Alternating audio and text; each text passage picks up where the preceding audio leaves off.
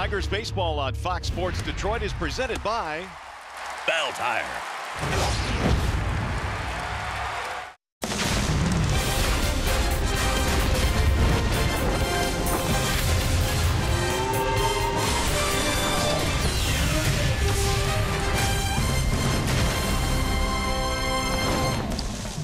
After a day off yesterday, the Tigers are back to work today. We've got baseball in downtown Detroit as we welcome you to Comerica Park. Game 1 in this series featuring the Detroit Tigers and the visiting Houston Astros. Hi again, everyone, and welcome to Tigers Baseball. Mario and Pemba, Kurt Gibson, glad to have you with us. What? Back. He's back. Gabe's back, and we're glad to have him. Look who's back again. Now, the Tigers, of course, had a day off yesterday, Gabe. They needed it because they just have not been playing good baseball. They need to play better baseball. They do, and they got a streak of 20 in a row upcoming. They did get swept by the Kansas City Royals. They got outplayed in every aspect. I thought they started to lose their composure just a little bit. Then the Rondon incident. Then the thing I didn't like, it didn't seem like there was much support in the clubhouse. So a good off day. You know, there's going to be trade rumors this time of year. Articles are going to be written. You got to stay on track. Just remember, not too long ago, this team was picked to contend this year. We're a good team. Go back and play hard, do it the right way, and get after a very good team. The Houston Astros is having a special year. Yeah, how about these Astros? You look at what they've done on paper, and they're off to historic starts in terms of their franchise is concerned, but this up and down the lineup, even with a couple of injuries, very good team. Well, remember, it wasn't many years ago the Astros did a total redo, totally gutted their organization, came back, and now they love it on the road. 37-13, 303 average on the road. Very athletic team. They do a lot of good things. They can beat you in a lot of good ways. They've got some very special players. The one of each is Jose Altuve. This little guy is a little guy with a big package. He can hit for power. He goes either way. He can hit and run. He hits behind the runner. If he sees the shortstop cover, he'll adjust and hit it that way. He sees the second base, he goes the other way. He runs as well. He can hit infield hits, can steal the base, and defensively as well. He's just a great total pack. He's got an 18-game hit streak in this game. He just went 8 for 8. You got to pitch around him if you get the situation tonight. All right, after a short break, we'll send you to the Colsham Studios. Check in with John Keating for the Astros. No Correa, no problem. Marwin Gonzalez has filled in beautifully for them. Tigers-Astros, game 1 in this series. Up next.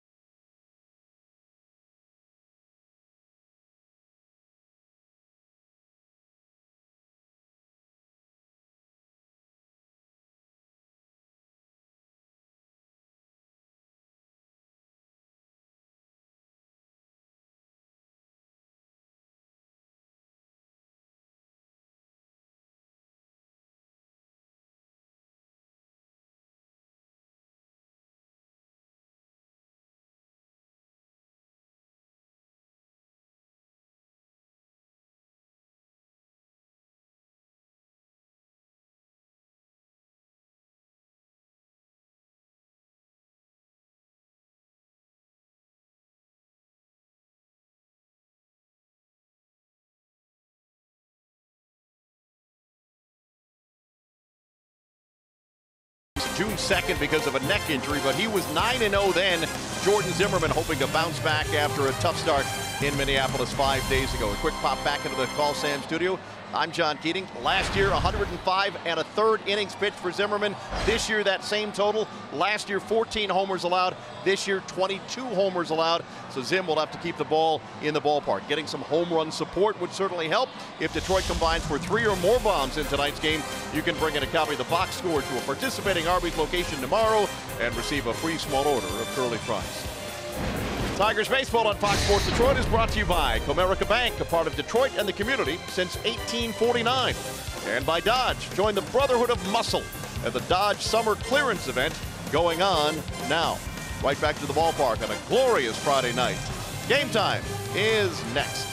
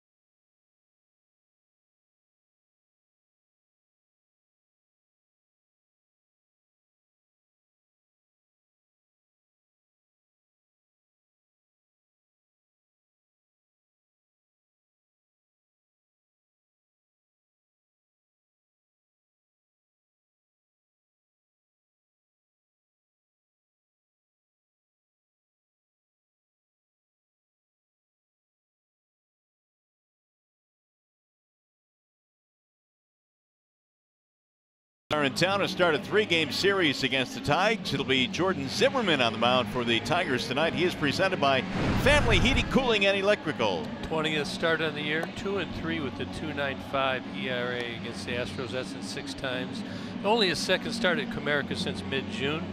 I think the changeup could be big tonight for Zim. He's got to keep it down against those left-handers. Here is the starting lineup he will face tonight for the Astros, presented by the Metro Detroit Chevy dealers. They have Fisher, Altuve, and Reddick leading things off. Altuve, an 18-gamer.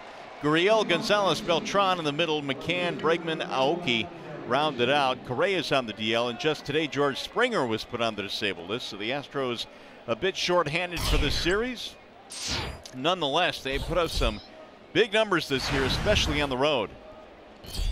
Derek Fisher leads it off. It'll be Fisher, Altuve, and Reddick facing Jordan Zimmerman. And here we go. The first pitch is in for a strike, 0-1. Fisher at 240, couple of home runs, was called up from their AAA team in Fresno on Tuesday night. And boy, did he put up some big time numbers there. He'll look at a ball outside, 1-1. Yeah, Fisher, the first round pick of 2014. They come big now out of Virginia College. 6'3", about 210 pounds, runs good. Got good quick actions. 2-1 the count on Fisher. 21 homers, 66 driven in Fresno. Here's the weather tonight, 74 at game time. Clear. Gorgeous night. There's a line drive snagged at first base by Cabrera. Took a double away from him. Let's take a look at the Tigers starting defense. Got Jay up out there in left field again. Mikey Matuk in center. Andrew Romine over in right. Machado and Kinsler up the middle. Nicholas Castellanos at third. Miguel Cabrera at first. James McCann is receiving from Jordan Zimmerman. Here is Jose Altuve. What a year for Altuve. 365. And he swings on the first and drives one in the air to right center field. Long run for Matuk, and he won't get there. It's up against the wall. Altuve might end up at third on this. He's coming to third base. Here's the throw. It's held up. It'll be a triple for Jose Altuve. I didn't even have time to say you got to watch out for Altuve. He's deadly. 0-0, 0-1, 1-0. Loves to swing the bat, very aggressive early. And he hits it a long way. He's not a big guy, but he's got a lot of sock in his bat. Never seems to be off balance. This ball's pretty much down the middle, elevated. And looked up. Mikey thought he's going to have a try at this, but off the wall. Romine gets over there as quickly as he can. Thought they might have a chance to get him at third, but did not materialize. So an early scoring chance now for the Astros. Runner at third, 1 out, and Reddick stands in, ball 1. So Altuve wasting little time extending his hitting streak. There you see 495 in the first pitch. There's a drive in the air to shallow center field. Matuk coming in. So is Romine. Runner will tag. Altuve coming home. Here's the throw to the plate. Not in time. It'll be a sac fly and an RBI for Reddick. Well, you can see already this Astros team, they are very aggressive. You make a mistake out over the middle of the plate, they're going to make you pay. And they've already have 1 run on the board. I'll say this about Romine in right field. His arm can't be feeling all that good today. I know he had the day off yesterday, but he pitched in the final game of that KC series. He said he woke up sore yesterday. Now with 2 outs, Yuli Gurriel stands in, and he takes strike 1. 289 batting average, 13 home runs for Gurriel. 0-2.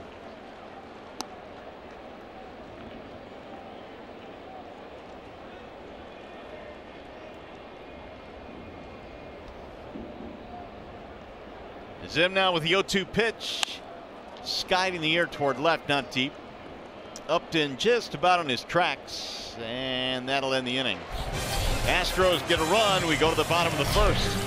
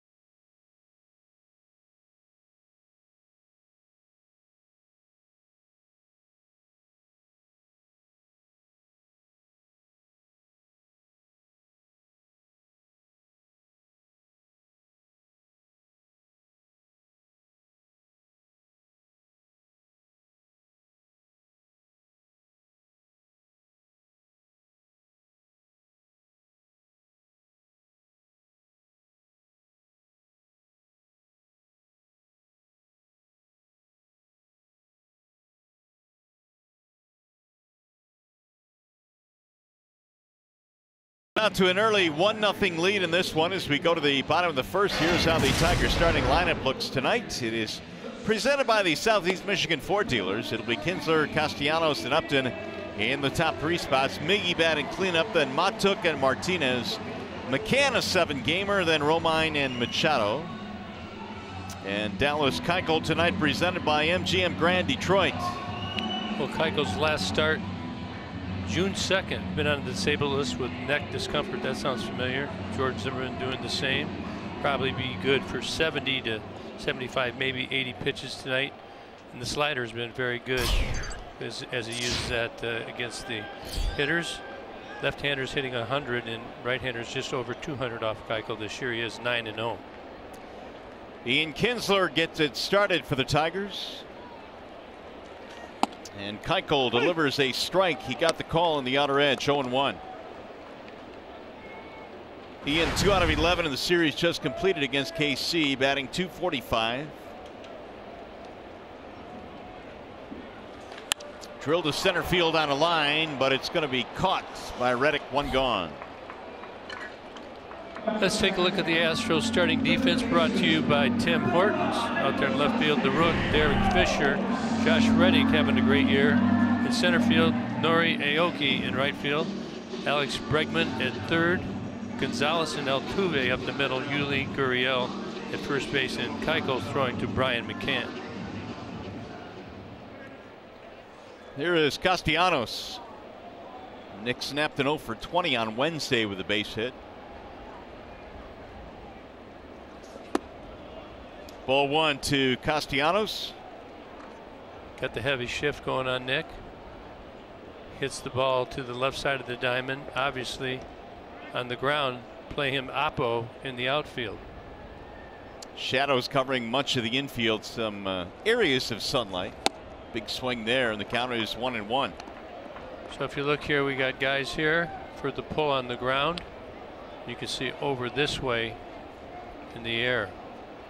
It's a common alignment. Many hitters hit that way and are defended that way. It's been a common alignment against Castellanos throughout his career. He's always been a guy that has used right center field, right field.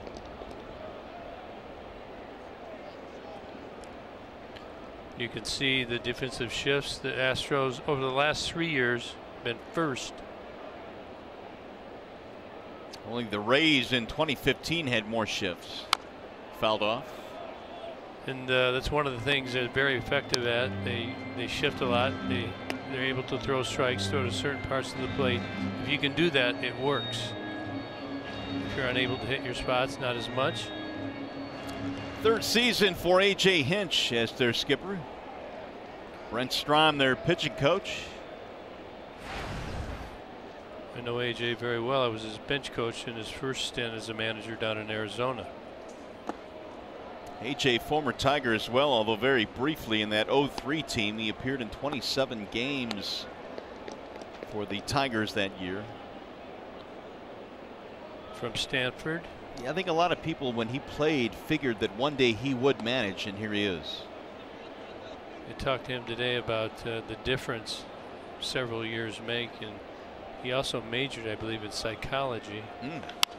That certainly helps in that position, doesn't it? And he just said, you know, some of the things when you are an early and young manager, after years of evaluation, you change some things, and feels like he has great rapport with his players now.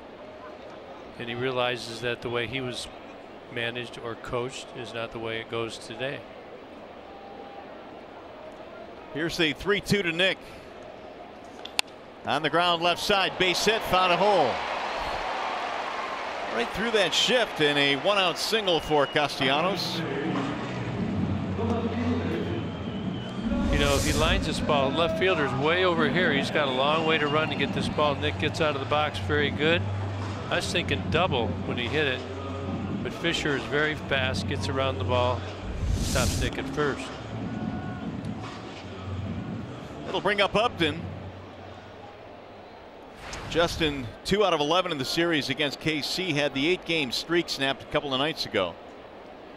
Still solid 276. Been a while since Keuchel's been on the mound. June 2nd, a pinched nerve in his neck. He's been on the DL for that and has been bothered by it a couple of times this year. Again, talking to Hinch, he said that when that happened, they immediately wanted to shut him down. Those balls are off the plate. CB Buckner is giving those pitches to the pitchers. Let's see if he does it both ways. CB behind the dish, and then Gonzalez to Jesus and Culbreth round out the umpire crew, and Culbreth your crew chief. Upton fouls it off, 1-2. Well, before landing on the DL, I mean, Keuchel was as good as anybody in the game, was 9-0 and still is. Yeah, he's had a couple good years. Doesn't throw hard, but he's got an idea what to do with his pitches and his sequences. Will throw the fastball at the top of the zone just above the hands.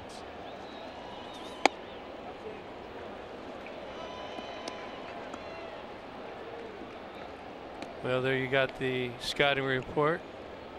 100 points lower against the slider than the league average. Lots of ground balls. You got the four-seamer, the cutter, slider, and the change. 2-2 on Upton. That'll miss inside. I wonder if the Tigers might be a little bit more aggressive tonight, knowing that Keuchel throws a lot of ground balls, maybe stay out of some double plays in certain counts. I think this is somewhere where you might want to put it in play, get the runner going. Runner, especially when they shift, it keeps them out of the shift. And there's no shift on J-Up. Somebody's got to cover. Runner holds and is lined to right field. Fair ball, going to go to the corner. Here comes Castellanos to third base, and they're going to hold him there. Nick was ready to come home, and Dave Clark threw up the stop sign. No, this isn't a second guess. If you start him there, maybe he has a better chance of scoring.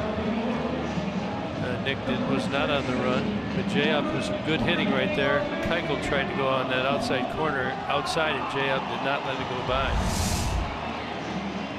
See, it's on the outside part. Doesn't try and pull it. It's down in that right field corner. However, you've got second, third one out with Miguel Cabrera. It's a pretty good job by Aoki getting over there and picking it up. You see Nick's off and running. Dave Clark gives him a late stop, and Nick does a good job holding up. 45th extra base hit of the season for Upton. That is 9 straight years now of at least 45 extra base hits. Tigers can grab the lead with a single here, and Miguel fouls it back out of play. Cabrera 3 for 11 in the series that just completed, and there you see some numbers on J-Up, who continues to swing a hot bat. 12 homers this year for Cabrera.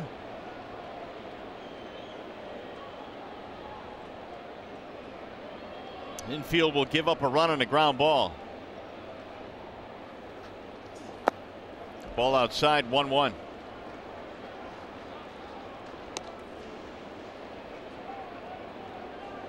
So Keuchel's already thrown 17 pitches, and that bodes well for the Tigers. First start since June 2nd for the talented left-hander.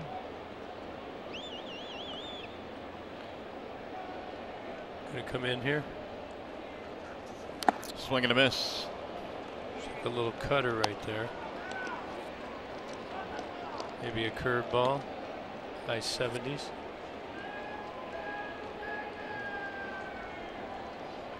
Miguel has not swung the bat well this year. However, he has hit 329 versus left-handed pitchers, so it looks good. Should stack up well.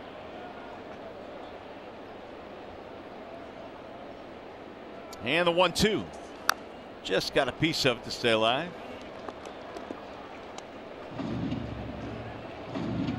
Cabrera on Tuesday picked up his 2600th hit. And what has otherwise been a down season for Miguel, but still 2 months left to play and plenty of opportunity for him to supercharge the rest of this year. He's got a chance here with 2 men on.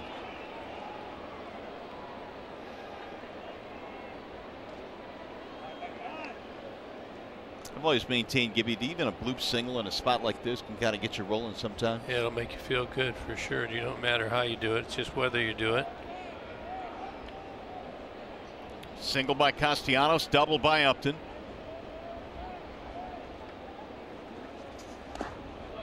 Darting low, 2-2 on Cabrera, who did not chase, as again Keuchel comes inside. Again, Miguel likes to go to right field as well. You can see the Astros trying to establish inside. 20 pitches by Keuchel, 12 strikes so far. Only time he's really gone away, it's been off the plate.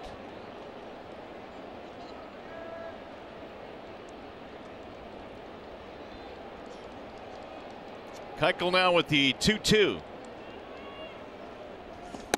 Got him, strike three. Cabrera caught looking on a pitch on the inside corner.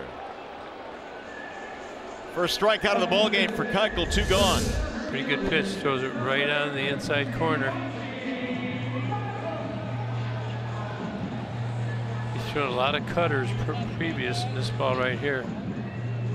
91 miles an hour. Caught Miggy. So with 2 outs here is Matuk. Mikey enjoying an 11-game hitting streak. Homered against the Astros back in Houston in May when the Tigers were on the road against the Astros.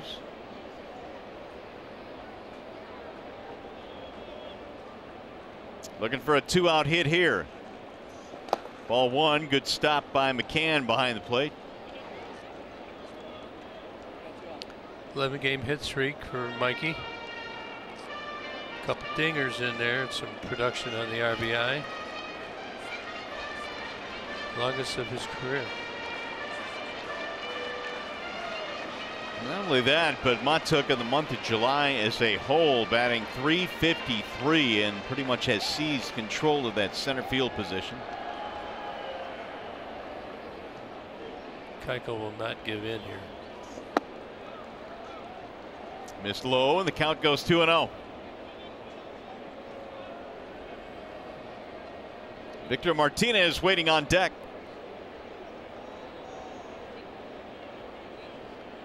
That took 2 for 5 off of Keuchel. Victor 6 for 15, both 400. We painted that time right on the outer edge. Nothing really over the heart of the plate. Well, here's a picture of the painting. Can stuffs it right there. Again, CB Buckner has called every pitch there. Now 3-1. See if he doesn't try and come in or he just puts him on. If he wants him, he'll come in and try and jam him.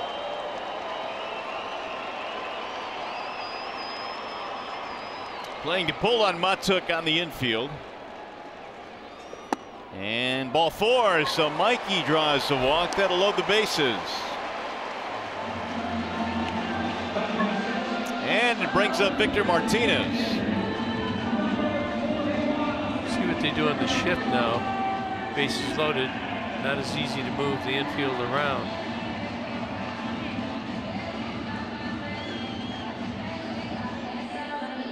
Victor this year has had a much higher batting average from the right side, 314 compared to 244 lefty.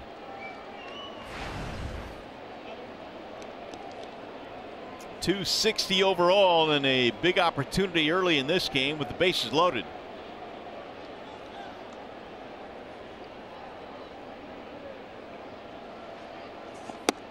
Strike 1 on the outer edge.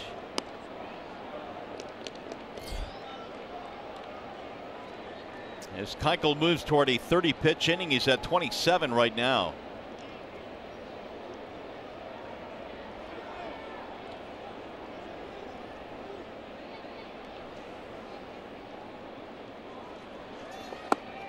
Ball inside, 1-1.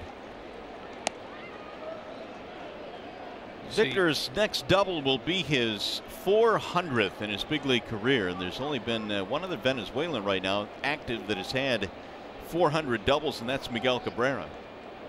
So he's trying to join his teammate in that regard. Yeah, Victor's starting to pick some milestones off. A lot of years, a lot of production. Swing and a foul, and the count now 1-2 on Martinez. Keuchel really good at using all of his pitches and coming out of the same spot. Similar motions on all of his pitches. Hard for the Tiger hitters to decipher. You got a battle here. Tigers looking for a big hit here to take the lead.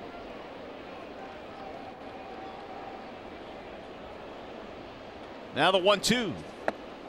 2 balls and 2 strikes on Martinez.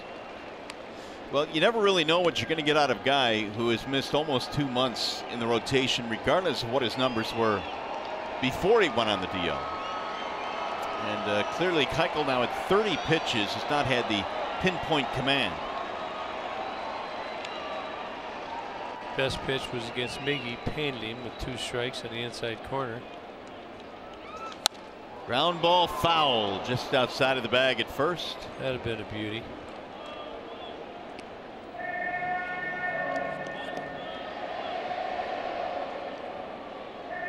Keuchel had allowed just 3 runs in his previous 23 innings before the injury, the pinched nerve in his neck. And going forward, they need him to be their ace down the stretch and into the postseason. Tigers will also see Lance McCullers, who's been very good. He'll pitch in Game 3 in the series. I think Houston will be paying attention to many Tiger players as an addition to their team. Swing and a miss. Struck him out. And that will end the inning. So Martinez will leave him loaded. 2 strikeouts for Keuchel, who wiggles out of a jam.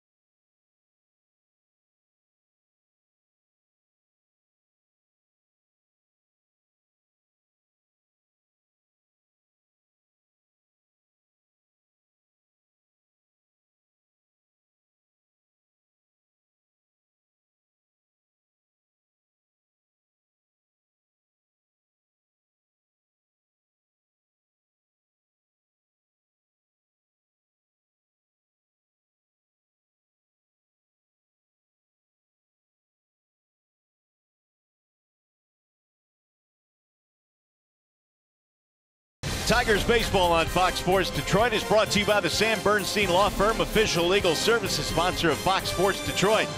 Bell Tire, for tires and auto service, everybody needs a Bell Tire guy. And by Chevrolet, go for thrilling drives and deals at the Chevy Summer Drive. Chevrolet, find new roads. Man, does that look good. Late night weakness. You got that right. Not many calories in that concoction right there. Got to keep yourself strong. Well, the Astros lead 1-0 as we go to the second. Tigers a wasted opportunity, had the bases loaded with 1 out, with 2 outs rather, but the 1 out second and third situation as well, and Keuchel was able to wiggle out of it. And now Zim back to the hill. He's got Marwin Gonzalez to lead things off, and he looks at strike 1. You know, all these names in the lineup, and I know a few of them are out now with Correa and Springer and Gonzalez. You look at his numbers, and it almost takes you by surprise if you're not following these Astros. You can see great numbers by Gonzalez, 321 average, 60 RBI, big production with the home runs. And Gonzalez skies this one in the air. Matuk in center field drifting. One gone. A lot of depth.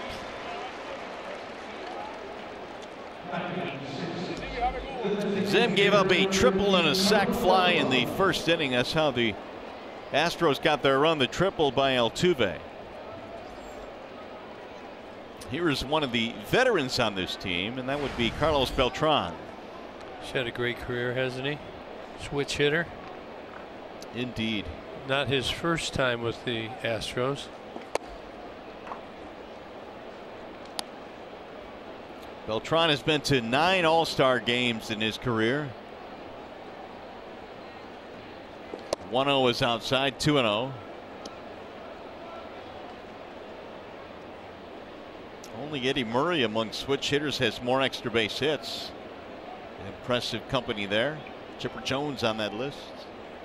Gotta love it when you're on the list with Mickey Mantle. 2-1.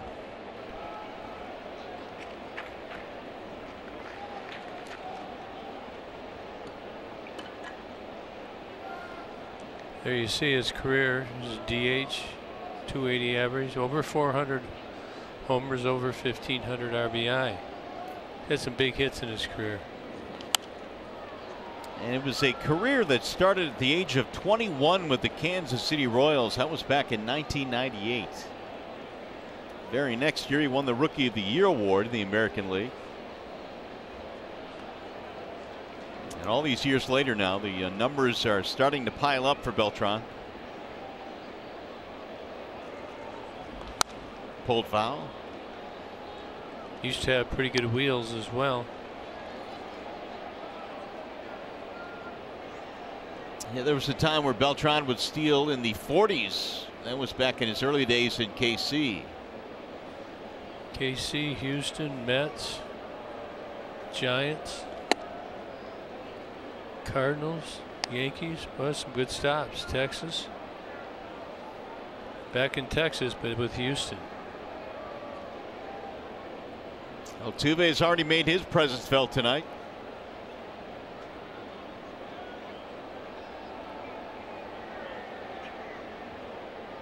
Three and 2 on Beltran. One gone here in the second.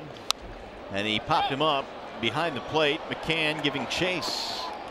Will not have room. A couple of rows deep.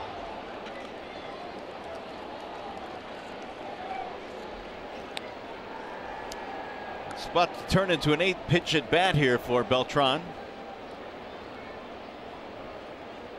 All teams, I think, if you need that somewhat veteran influence that Beltran will give, especially with all the young players they have on the squad. Absolutely. I know that he's teaching. He'd be the kind of guy that would teach signs from second base. That's back up the middle into center. 1-out single for Beltran. Fans, a reminder to stay tuned to Tigers Live. Following the game, we'll select the Fox Sports Detroit Tigers player of the game, presented by McDonald's. Stop by for your breakfast favorites, now being served all day. Astros have their second hit. That'll bring up Brian McCann. The guy that has been around quite a few years, over in the National League with Atlanta for many years. Oh, look out, there goes the bat. All the way back into the Astros dugout. How does that happen, huh? Might ask yourself. That would suggest he might be a pull hitter. That ball really, that top hand really came over.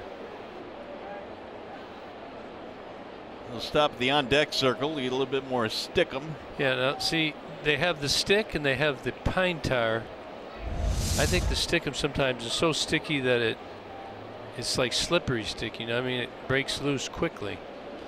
I always preferred the pine tar with a little bit of rosin. You can make it exactly sticky and it holds. The 0-1. That is popped up left side of the infield for Castellanos.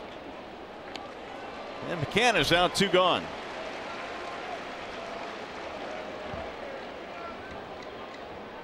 That'll bring up Alex Bregman with 2 away. Another spectacular night here in downtown Detroit. Sun still shining. Temperature in the low 70s this evening. District Detroit night here at the ballpark tonight.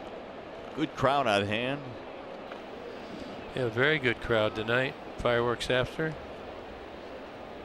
District Detroit. Live and well. Bregman sends a ground ball to the right side. Fielding is Kinsler, and he throws him out. No runs and a hit. One man left, and we'll go to the bottom of the second.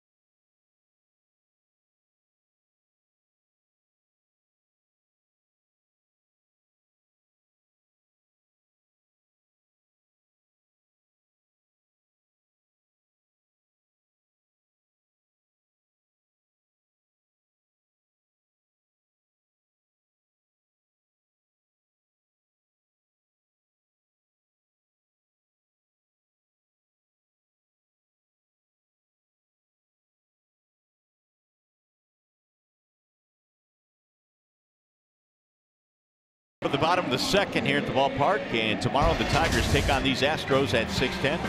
Former Tiger John Hiller is taking part in a pregame Q&A session.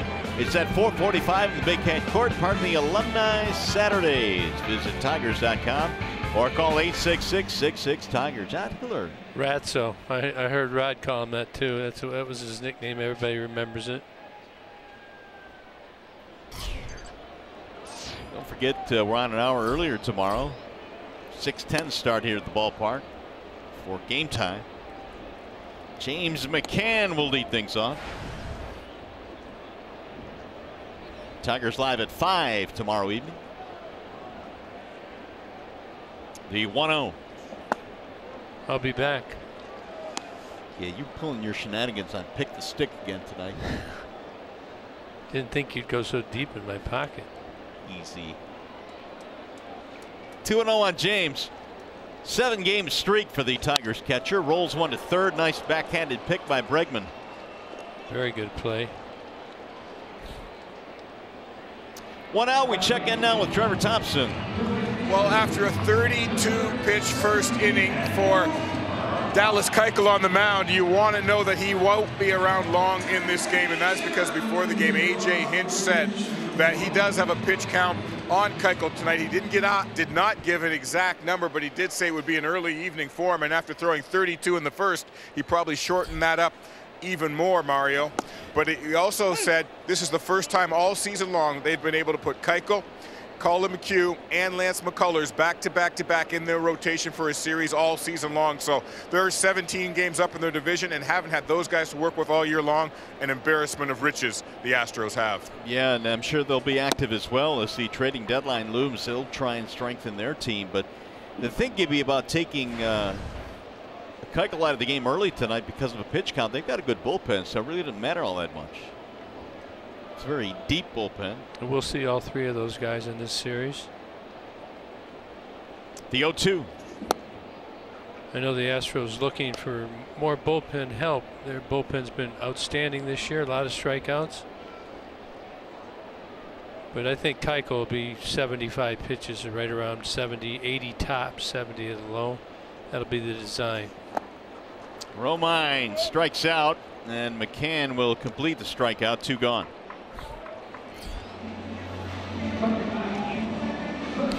Menards brings you the big money encounter. Dallas Keuchel's slider this season. Gibby just threw one there. Yeah, 65% strike rate. Whiff rate 45%. That's what he just got Romine on. Slider down and in. It's a late breaker. It's hard to see, obviously. He throws that also off of his curveball and his little cutter down in there. Pitch usage at 56% for the four-seamer. The changeup a low of 8%. Strike 1 to Machado, who gets the start at short tonight. But just here in the second inning, it's pretty obvious to see what Keuchel wants to do. He's going to throw the ball off the plate away. He's going to pound the ball the inside part of the plate to the righties and in off the plate. Righties don't like that. Nobody likes to be pounded in. Some guys will say that they like it, but in general they don't like. They like to get their arms extended. So Keuchel's just painting in there right where he wants. Get him thinking inside, then he tries to sneak one by on the outside part of the plate. Little backdoor breaking ball right there. He mixes all of his pitches. 1-2 on Machado. Keuchel looking for a much quicker inning. It'll bounce in. 2-2.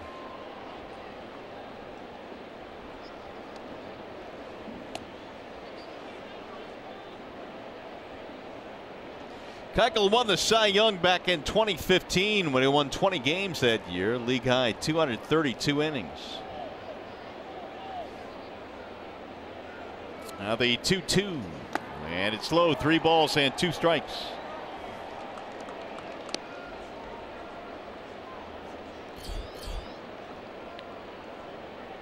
That year, a couple of years ago, he also finished 5th in the MVP voting. Got a lot of votes there. The 3-2. Just got a piece of it. Machado stays alive. Likes that outside corner, especially down and away.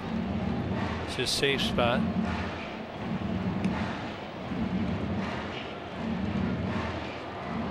Shadow's really not too much of a factor right now here at Comerica. Pretty good background.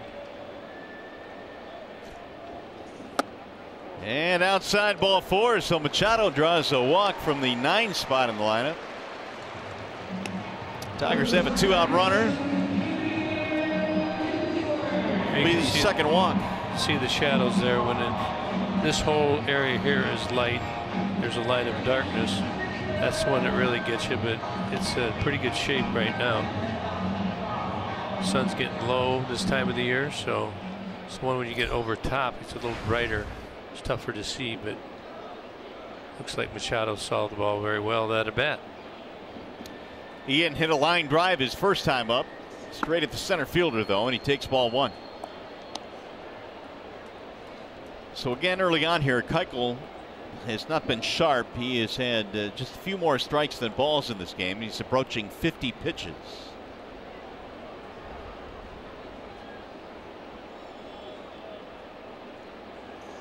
Ian looks at ball 2. Fairly quick to the plate, so very tough to run on Keuchel.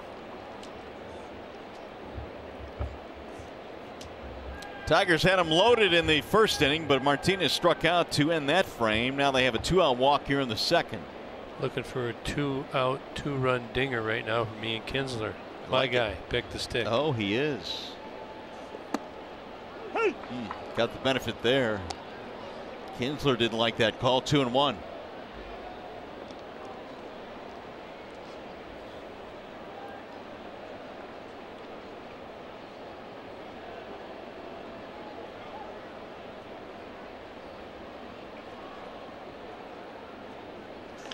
Ian pulls it on the ground fair inside the bag.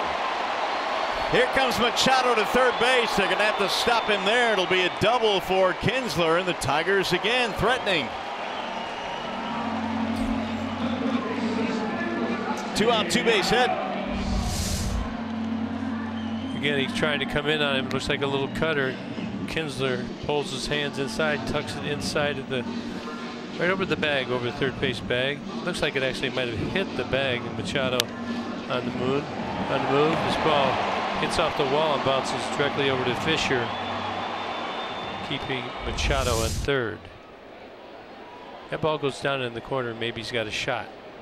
That'll bring up Nick Castellanos. Had a single in the first. Castellanos, after snapping that long hitless streak on Wednesday with a base hit. Now a base hit could give the Tigers the lead. And Keuchel misses inside, 1-0.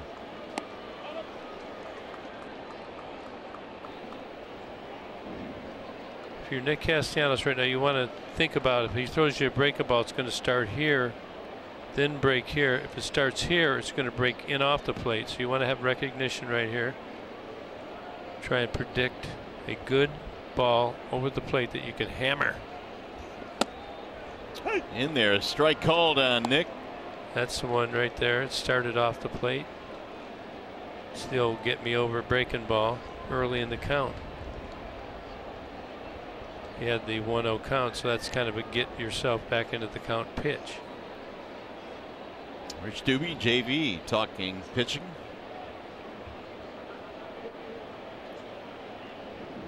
Here's the 1-1. Driven deep to left field, down the line. That ball is gone. It's a home run for Nick Castellanos. And the Tigers have taken the lead.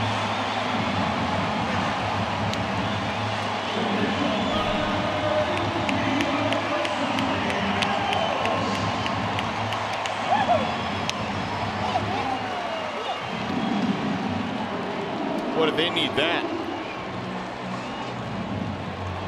We were just talking about the Hagen breaking ball. It looks like Keuchel tried to come back with another. Nick waiting and on time.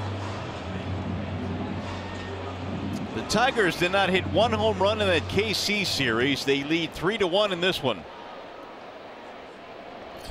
421 feet on the homer by Castellanos. Upton looks at ball one. Look at AJ Hinch. I wouldn't be surprised if he gets somebody up pretty soon if he doesn't get this batter.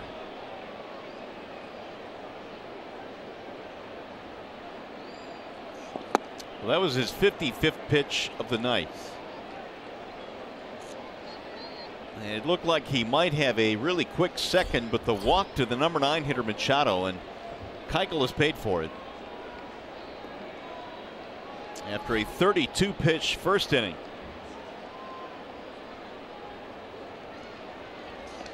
Upton couldn't hold up.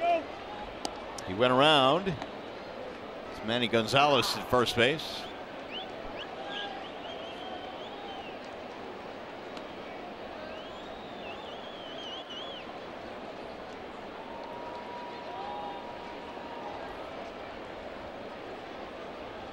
Here's the 1-2. 2-2. I believe that Keuchel's tiring a little bit right here. Almost 60 pitches in 2 innings. Not quite as sharp at hitting the outside corner as he was in the first inning. And so again, he's gone to a 3-ball count, 3-2 on Upton.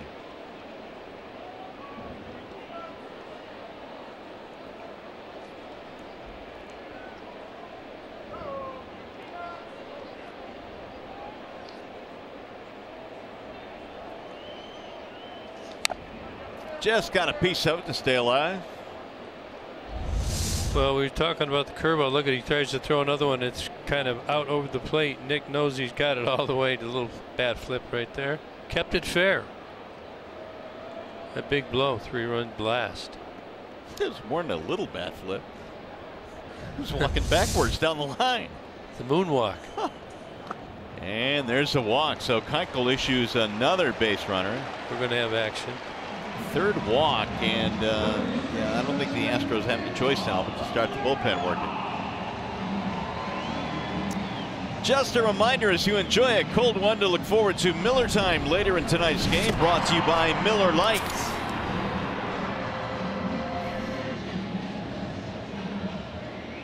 Why not? Sit back, watch a baseball game. So here is Cabrera. He'll bat again. He struck out with runners at second and third in the first inning.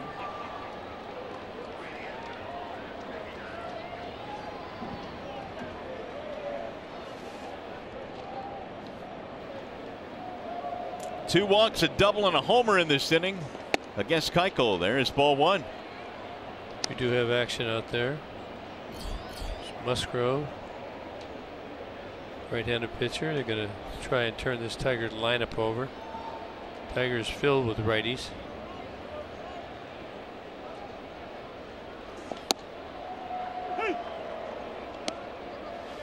Now Keuchel's previous 2 1-0 pitches, he's throwing breaking balls. That time he crossed Miggy up to a fastball.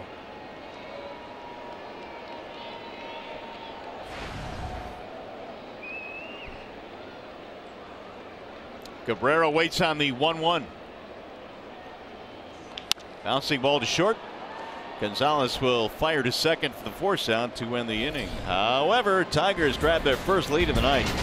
Castellanos tattooed this one 421 feet. See you later. 3-1 Tigers.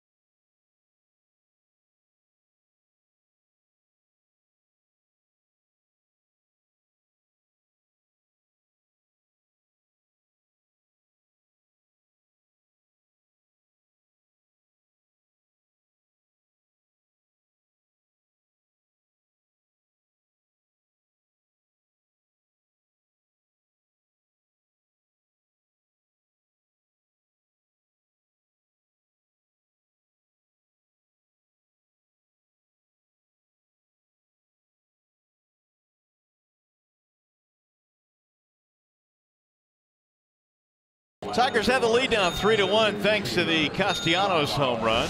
And we're going back to college with Nissan. Jordan Zimmerman played his college ball at UW Stevens Point. Pointers. Pretty impressive 20-7 record. Look at the ERA. Not a lot. That's a D3 school.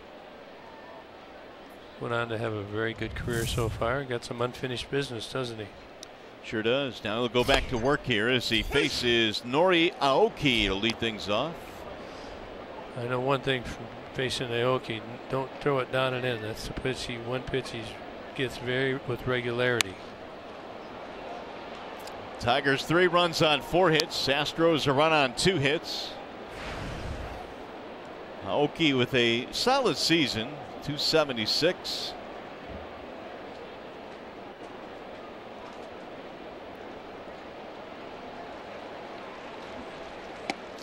Did he go? He did not. So says the third base umpire. That is Fielding Culbreth, crew chief. 1-2 on Aoki.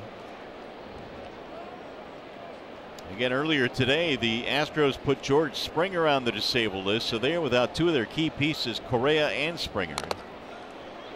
Aoki got a piece to stay alive. Yeah, Aoki, he'll just hit just like that. He's just going to slap and run, especially with 2 strikes.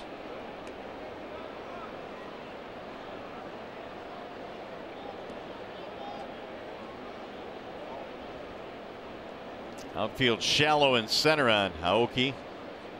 Here's the 1-2. Slap foul.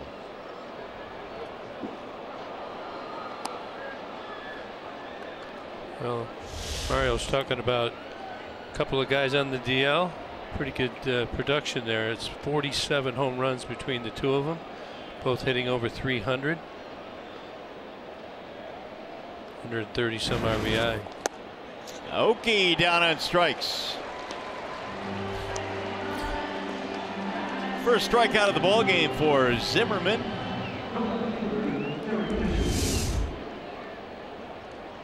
Ball's got some good bite on it. You see it goes straight down.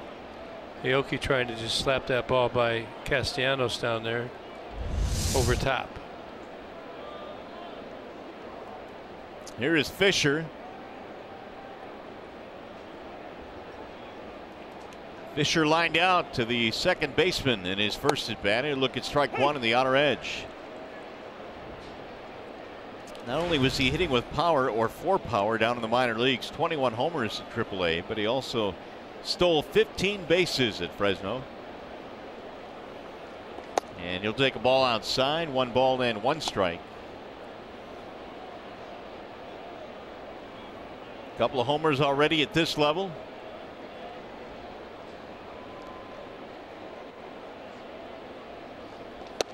Good pitch, outer edge. Spins in a breaking ball, 1-2. Altuve waiting on deck.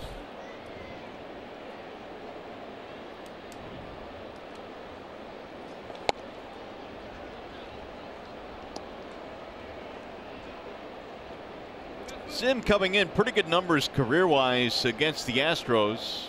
2.95 career ERA, couple of wins.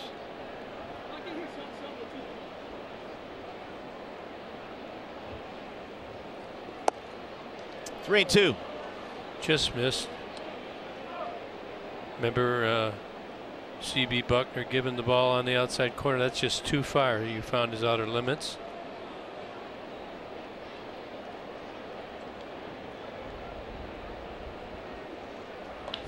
Drill to right field, base hit. Fisher with a 1-out single. Here is Chevrolet's most dependable player. Look at Jose Altuve, and some numbers give you compared to Pete Rose. Yeah, that's through 927 games. He's ahead. And you can see all the categories we picked except age. However, Pete Rose did go 24 years and 3,562 games, so got to stay healthy. But nevertheless, Altuve, a very big talent, and he's going to make history before he's out. He tripled in his first at bat, and Sim starting him off with a slider. So we bring in Craig Monroe, who's hanging out down in the field down there. And Simo, it looks like the Tigers getting a Dallas Keuchel tonight. That's a little bit rusty. Yeah, they definitely getting to him early, Mario. He's a little off. Location's not there. Big swing there by Nick Castellanos, staying back on one, keeping it fair down the left field line. Little pimp job, too. I like it. There's a ball down the left field line. Fisher coming to third base. He's going to stop there, and Altuve just keeps hitting, man. A double to go with his triple. He rakes. You throw it over the plate. He's going to rake it. He's also a very good bad ball hitter. And Castellanos playing off the line right there. Look at, he gets right over top of this. Ball's running in, and he just turns on it down in the left field for a stand-up double. Second and third now. 1 down. Guys, this kid can flat out hit. I mean, he absolute rakes. I mean, he hits everything. Fastballs inside, outside, up. Balls, strikes, it doesn't matter. He finds a way to barrel it up.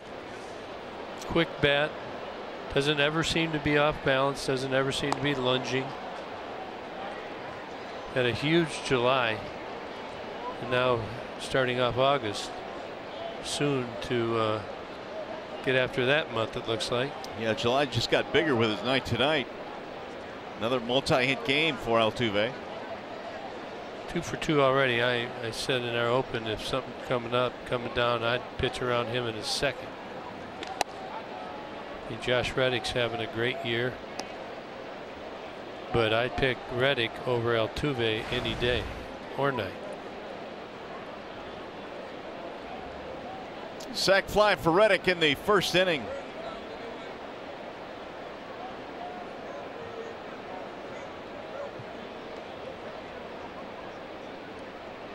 Get the ball down, make good pitch. Foul back. Want to hear a crazy stat on Altuve? 37% of his career games have resulted in a multi-hit game. That's a lot, and that's pretty good. Only 7% of the games multi-strikeout. Look at that. Pretty good in both regards.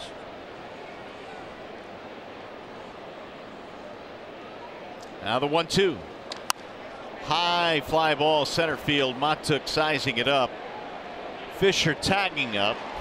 Throw will come to third base. Another RBI for Reddick with a sacrifice fly. It's now 3-2. Second one of the game for Josh. Like what Mikey did right there, Simo just knew he didn't have him at the plate. Threw it over there to third base, kept Altuve at second, even though there's 2 outs. I did, and I also like how Mikey got behind the baseball too on that particular catch, getting his momentum going to his target, which was third base in this particular situation. But also got to give the Astros Reddick, I mean, that's a good at bat. A lot of credit. That's a good at bat there with the runner at third base, less than 2 outs. He's looking for a ball up. He gets it and drives in another big run. Yeah, after watching Zim, especially really throughout the year, he just seems like he's had problems getting the ball down in the zone when he wants to get it down. You need to work down and up. You need to work all 4 quadrants, but just tonight, not many pitches down. The breaking pitches, not many in the dirt. Got to work, got to mix that in. Gurriel sends a ground ball to short. Easy play there for Machado, and that'll end the inning. Astros get a run back. We'll go to the bottom of the 3rd.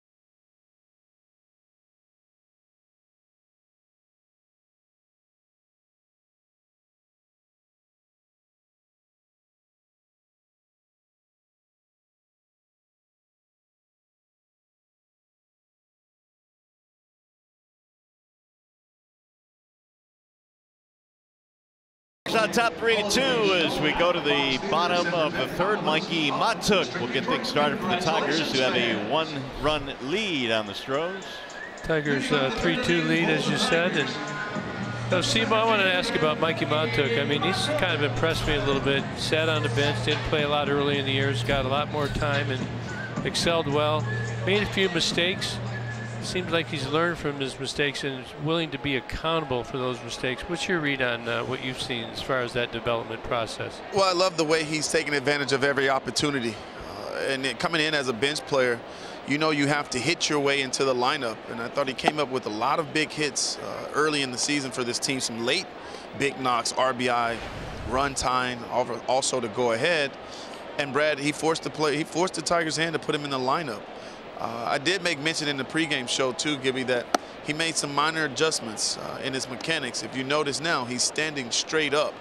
Early in the season, he was kind of crouched over with his upper body a little bit more spread out.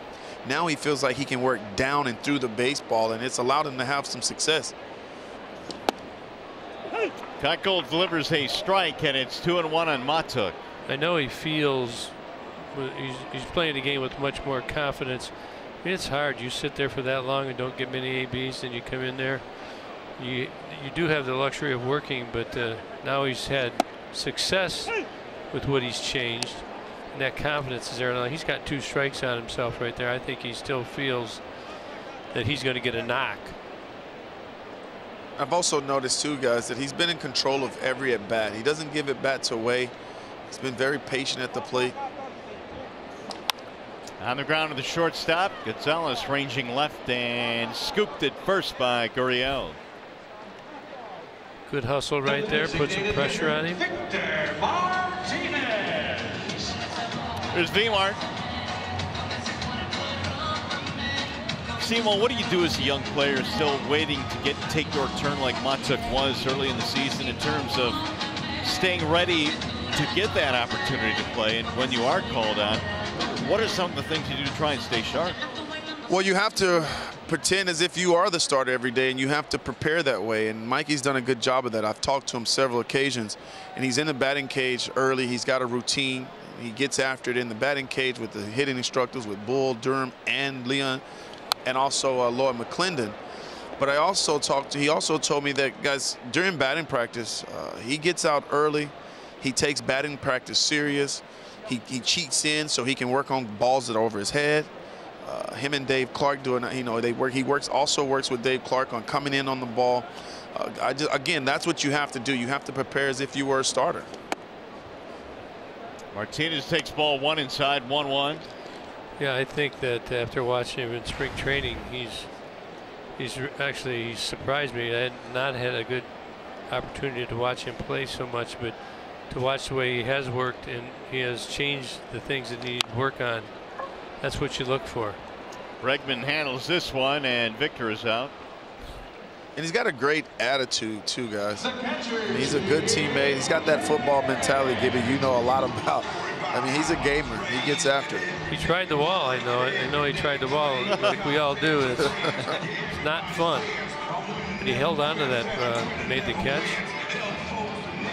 But I think he was a little surprised by Altuve's blast off the right center field wall in his first at bat. And I did notice he deepened up just a little bit. You got to read those things and make some adjustments. You see the Astros are almost ready to yank Keuchel.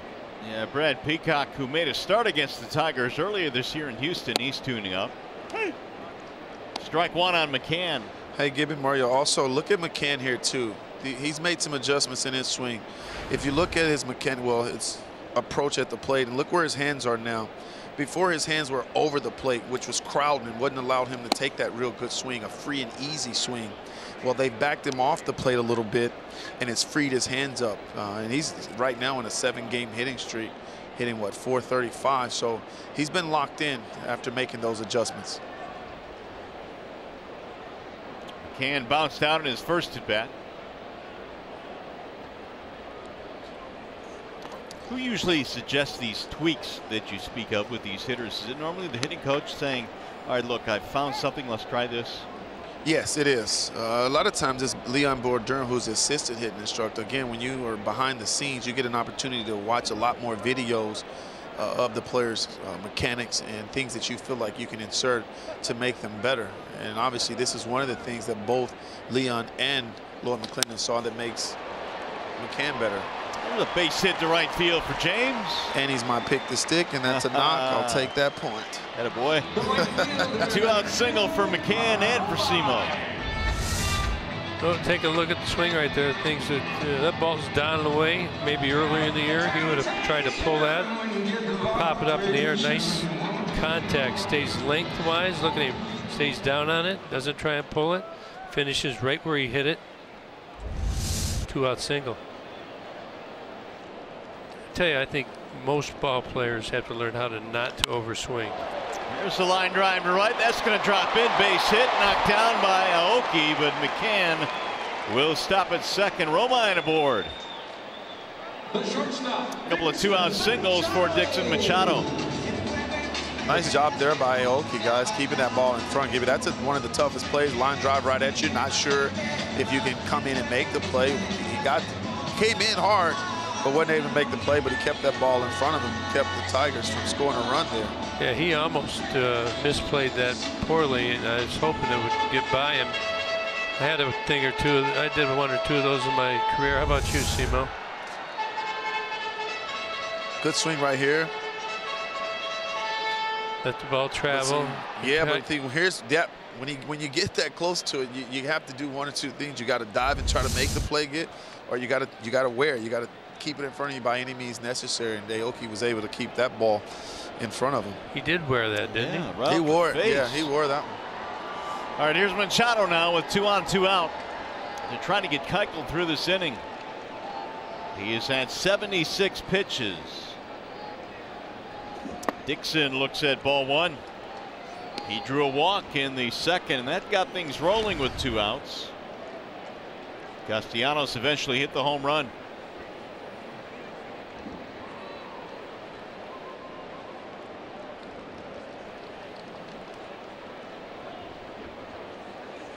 Swing and a miss. Keuchel not giving in. Again, an interesting, you can see, got this covered. Left fielder straight up. Oh, a lot of territory right there. That's what I'm visualizing. That's Simo country out there. Left center gap.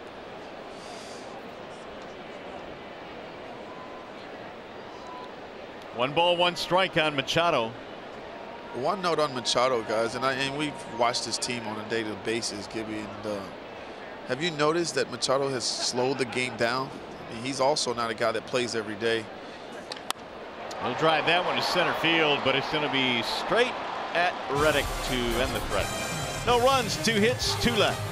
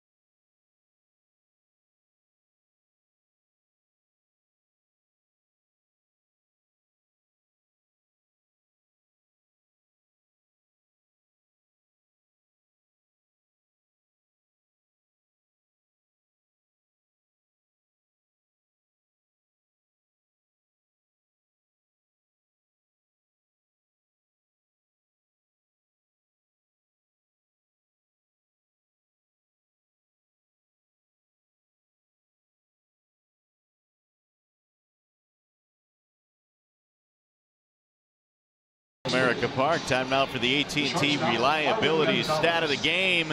Best road winning percentage in Major League history. Astros, see if they can see it through. That's 37 and 13. That's pretty good on the road. You know, you might ask yourself, why does that happen? You know, part of it is good fortune, and some of it's luck. Obviously, a lot of it's skill. But I think some good togetherness. You get good like camaraderie going together. The guys want to be there. Once you get on a roll, a lot of this game is mindset.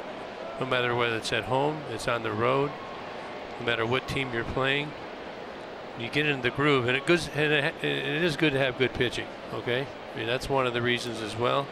Simo, what do you got for me on that? Well, for me, I think it starts in the clubhouse, Gib. I mean, when players are excited about getting to the clubhouse early, they're hanging out, they're staying late, they're talking with each other, trying to help each other. and the atmosphere is fun. For me, it bleeds winning when you get on the field because everybody's loose. Everybody feels like we're playing for each other, so to speak. And I know that's what happened here in 2006 with my team. Slap to left field. Jab had to leap to haul it in. One away. Well, speaking of being loose, Carlos Beltran is coming up to the dish, and of course he's been a DH this year. Did you see where a little while ago they held a funeral for his glove? Yes, I saw that. I thought it was great. These guys are having a good time, and they're playing great baseball. They enjoy being around each other, and I thought this was beautiful. They put his glove to rest, that Reverend McCann there. They weren't even smiling. Beltran had a single in the second inning, and Trev, you got a little bit more on Beltran and his glove? Guys, I talked to some of the guys inside the Astros clubhouse about that very thing earlier today, and they could not help but smile when talking about that. Flared toward left field. Upton is on the move again. Still coming. Sliding. Can't get it. It'll roll by him. Into second base goes Beltran. That'll be a double. 1 out, 2 base hit. So apparently, Trev, this is something that you got to feel is born out of the fact that these guys all get along with each other. And I'll tell you what, guys, I asked them whether or not the ghost of Carlos Beltran's glove was following them around. They think maybe it is. Maybe it's haunting clubhouses across the league as they travel. But one thing they did say is the chemistry inside that clubhouse is off the charts right now. They're having a lot of fun, and they're breaking up the monotony at this point in the season, and that was just part of it. But they had a whole lot of fun with it, and it's one of the most creative things I've ever seen in baseball or any sport. Well, here's Brian McCann now. The tying run is at second. Beltran with a couple of hits tonight. And McCann looks at a ball. Here's a question for you guys. With all the chemistry the Astros have going right now, how fearful is a general manager bringing a guy in without making sure he's not going to disrupt the chemistry of what you have built? For the trading deadline, I mean. Yeah, well, that's a good point. That's a line drive caught, but nobody at second, so Beltran will get back. You know what you have on your team, and you know what you have in your organization. And you know what? I've been on teams that have really anticipated getting somebody for the drive. It was a mental lift. And I've been on teams that didn't want it. So I think you have to, as a manager, you kind of have to read the environment, and you have to make sure you're plugging somebody in, first of all, that is going to be respected and will fit in with the personality of your team. I don't know, Simo, what do you got? I'm going to agree with you. I think when you're going to add a player, definitely a player that can make a difference, the players are excited about it. And you're hoping that the player respects the chemistry that you guys have already created inside the clubhouse. And he just comes right in and fits in and then enjoy a very exciting atmosphere and having the opportunity to play meaningful games. I'll give you an example. Do you think the Diamondbacks were excited to get JD? Right. Yeah. How do you think he's fitting in? Pretty good. I don't know if I can dig it out. You have these little moments, sometimes you manufacture things like we saw with Beltran's glove today. Sometimes they just happen in a workout or whatever, and you have to be able to, I guess, be easy and let people do those things. We went on a road trip one time, and we had that tie made up of my right guard sports stick thing. I got on the plane and everybody had a tie of that on there. And, I was, Simo, I was too much of a hard, what. Yeah. I had to smile. Oh, listen to you. Shallow center field. Matuk will make the running play. A double is stranded, and we'll go now to the bottom of the fourth.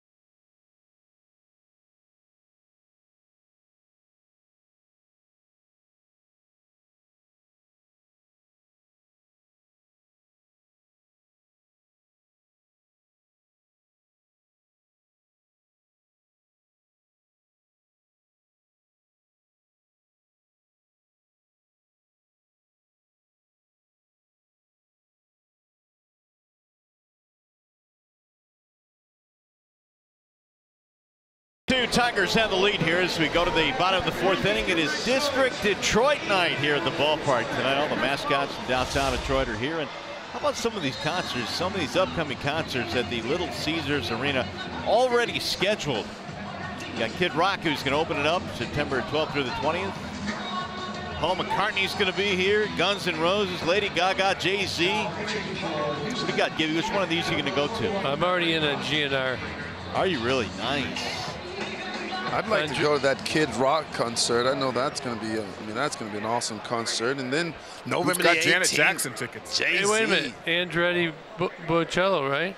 Andrea Bocelli's going to be here as well. Now, what are you saying? I'm going to go to the Bocelli concert? Are you defensive? I thought maybe I was giving you some news that you could take your dad or something like that. I might just do that. Andrea Bocelli will be at the Little Caesars Arena, and that's going to be a great concert. So I might be in on that one. Now, I had a few concerts along the way. You know that. My last one was Tom Petty. I went to the Queen concert. Brad Peacock and a wall-side windows pitching change now for Houston.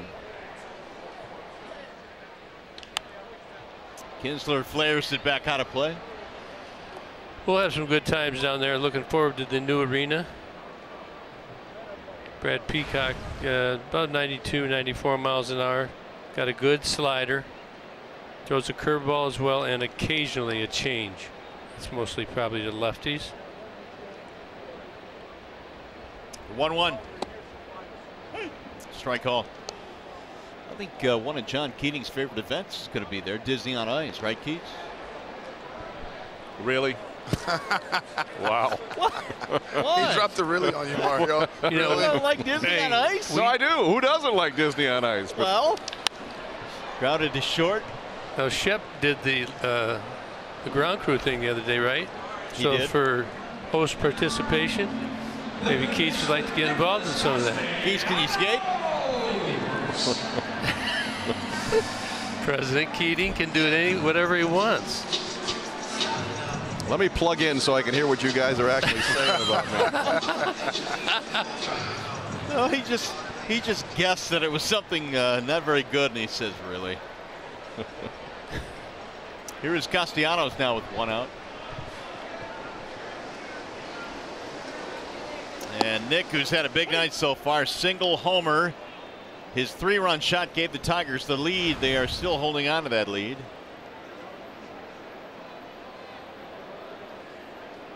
I know this Little Caesars Arena is coming along very nicely. We had a chance about a month ago to take a tour of that fabulous building, and it is going to be dynamite when Kid Rock opens it up. Yeah, he'll rock it. And Kid Rock doesn't do it just one night. He does it several nights. Let's get everybody involved. Perfect guy to open it up. Keats, I know you're looking forward to the Red Wings season, the inaugural season for the Wings. There. Absolutely. It'll be spectacular. Practice rink right next to the actual arena, so when the Pistons are playing there, the Red Wings won't be uprooted. The ice will be great, brand new ice there. Okay. Some views to the construction as it continues. Well, that scoreboard's going to be something else. My concern is that they're going to put our images up there. That would be a concern. That would be a real concern. Nobody wants that, trust me. 2-2 on Castellanos. You like the old pixel scoreboard, Keats? It was better. Yeah, it was more flattering. I'll say that. No high You'll see definition. every pore and every pimple, I'm afraid.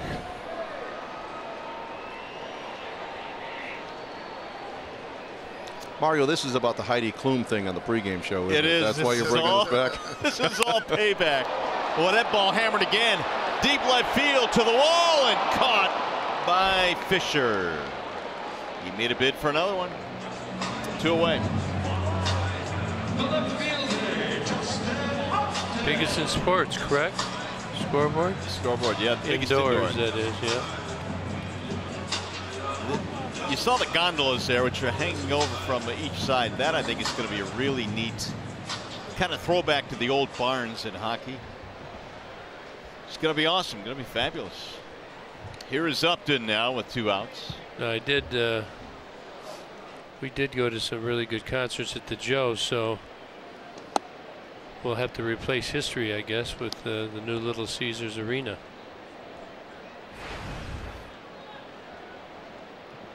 Jay up with a double and a walk.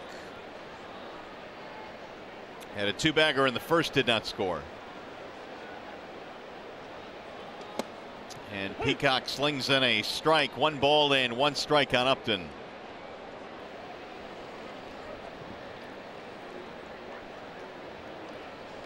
Three runs on 6 Tigers hits, 2 runs on 5 Astros hits. 2-1. Back in May when the Tigers played in Houston, they faced Peacock. He made a start against the Tigers, went into the 5th inning, gave up just 1 hit, no runs. And he struck out 8 in that game. The 2-1. 2-2 on Upton.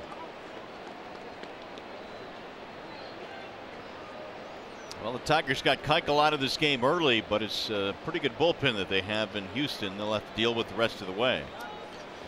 Yeah, going to need some more runs. This Houston team's going to come at you. They score lots of runs. Full count. Cabrera waiting on deck.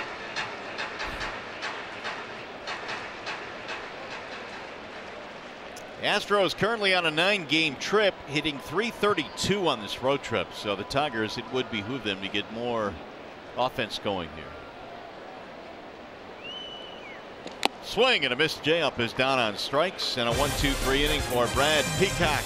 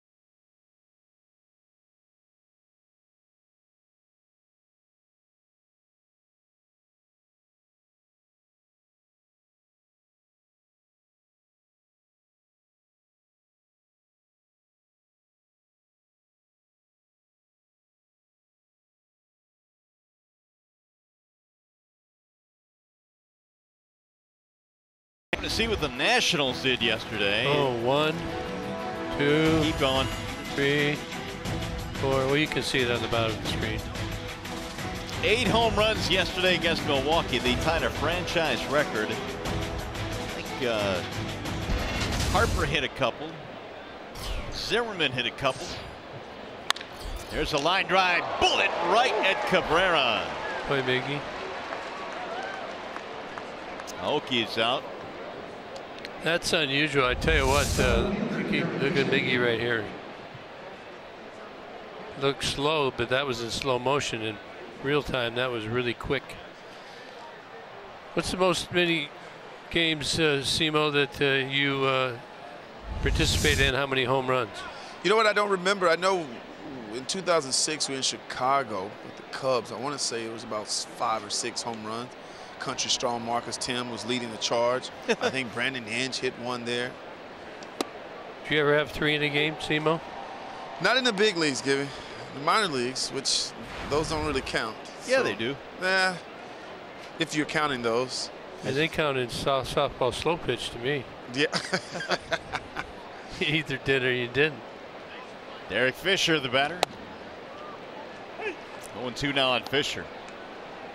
The Nationals hit back-to-back, so 4 straight, and then 5 out of 6 batters homer.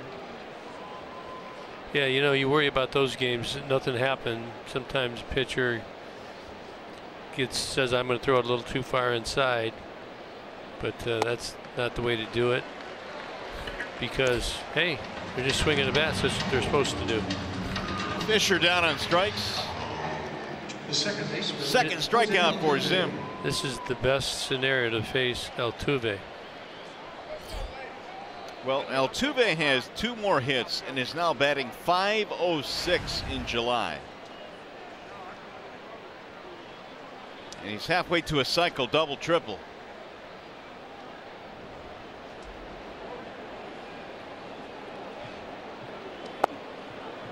Ball 1. I wouldn't give him anything in this next pitch here either. Just try and keep it really low.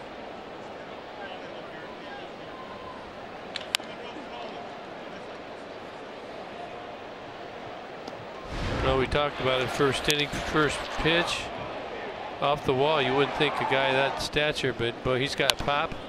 And he comes up in the 3rd inning, another double. And A.J. Hinch told me that he actually can see holes in the infield and can shape the ball.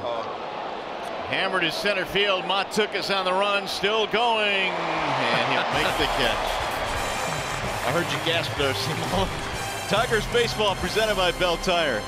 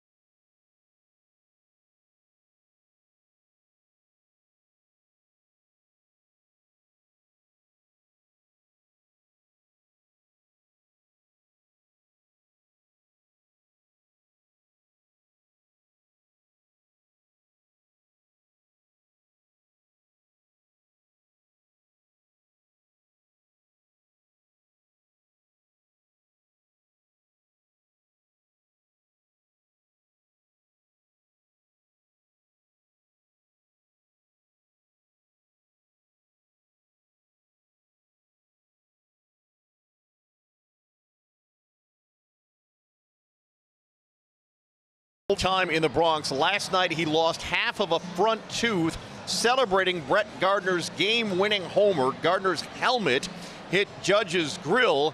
We're proud to tell you that the tooth is fixed. Mario Gibby, he's no longer whistling today. You could see it drop out of his mouth there. It's like hockey style, hey, Keith? Chiclets, right? Yeah. Here come the Tigers in the 5th inning. It'll be Cabrera, Matuk, and Martinez. High fly ball, left center field. Miggy hit this one a long way. And it's out of here and gone.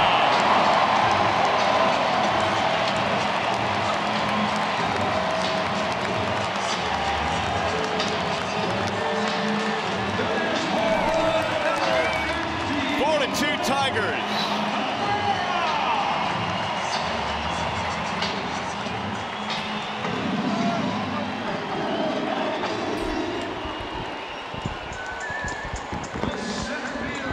That had to feel good.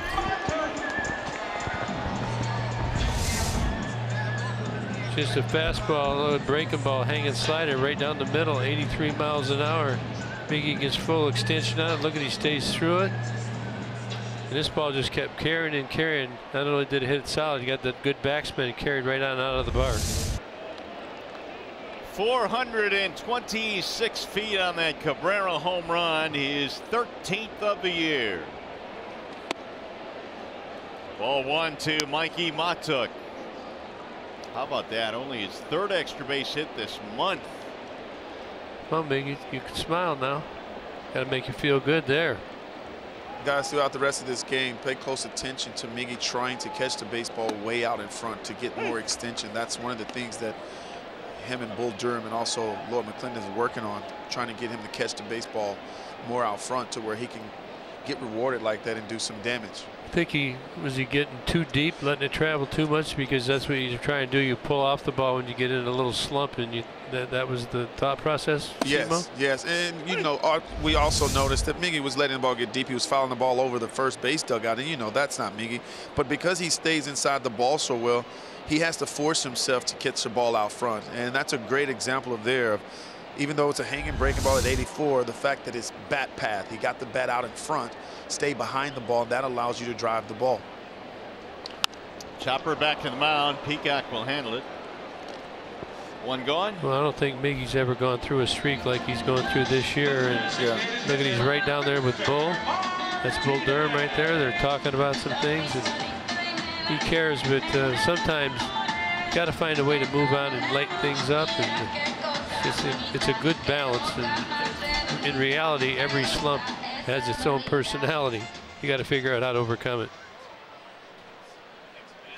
Here is Victor Martinez. What was your worst thing you can remember of Simo, and how'd you deal with it? For me, it was the leg kick. When you have a leg kick, and Nick Castellanos goes through this at times, most hitters with leg kicks, you go to the timing, the rhythm part, making sure that you get your front foot up and down in time to where you can make good decisions. And I think, Gibby, that's one of the reasons why I kind of was up and down, where when I'm hot and I'm locked in, the rhythm and timing is perfect, and I'm getting there in plenty of time to make good decisions. Well, when I started to scuffle, the ball would speed up, and it wasn't because I was late with my hands, it was late getting my front foot back down to be able to attack the baseball.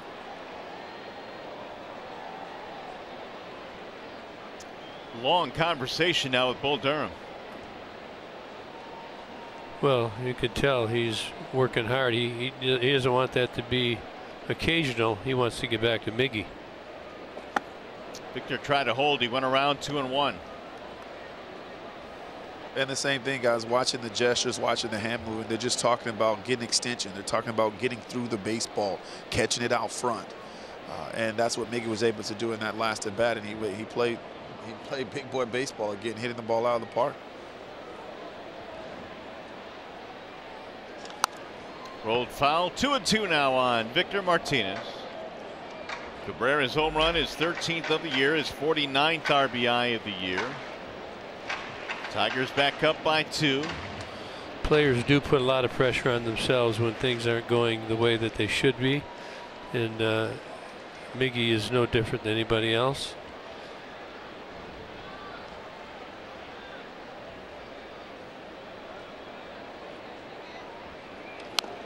Fouled off.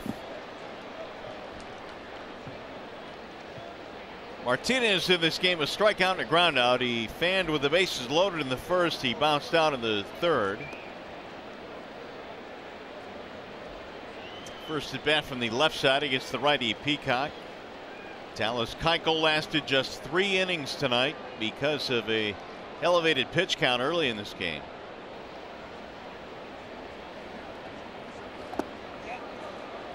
Full count now on Martinez, 3-2. Need a base runner. James McCann swinging the bat good. Is due up after Victor.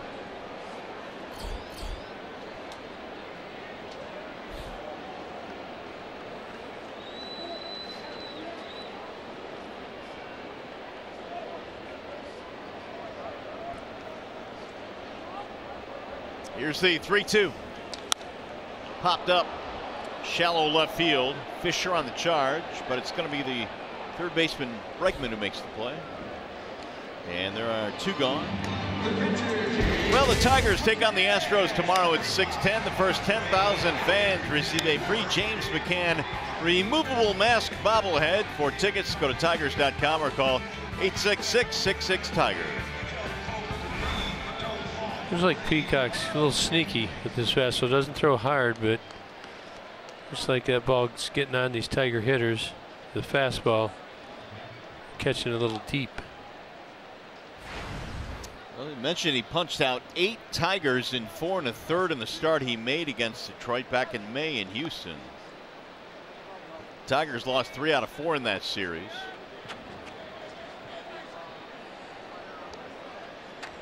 And we got the catcher McCann. Throws lots of sliders. Started back with the Nationals in 2011 and been with Houston ever since. Contact problem perhaps here for McCann.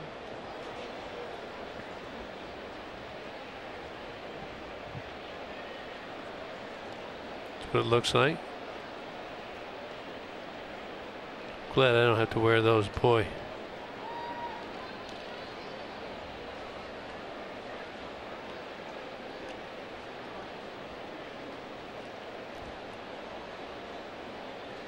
Have all that turf is right there in front of the plate. Get a foul tip or something hits the ground, you get little fragments that come out of the dirt there. Sweat gets in your eyes as well. Really kind of a pleasant environment right now, huh? 71 degrees. Awesome. About a week ago, smoking here. Really hot. Big crowd. Tigers have the lead. Nice night. Superb evening. McCann a single and a ground out. And James looks at a ball low, 2-0. Tigers, it seems, all night have been in good hitters counts. That's what you got to do. You got to make good work because of those good counts. James has really swung the bat good against lefties, but not so much against the righties. Chopped up the middle. Altuve ranging over, and he'll throw him out. So a leadoff home run by Cabrera extends the Tigers' lead from Biggie number 13 on the season, and this one, well, it had to feel good. Tigers up 4-2.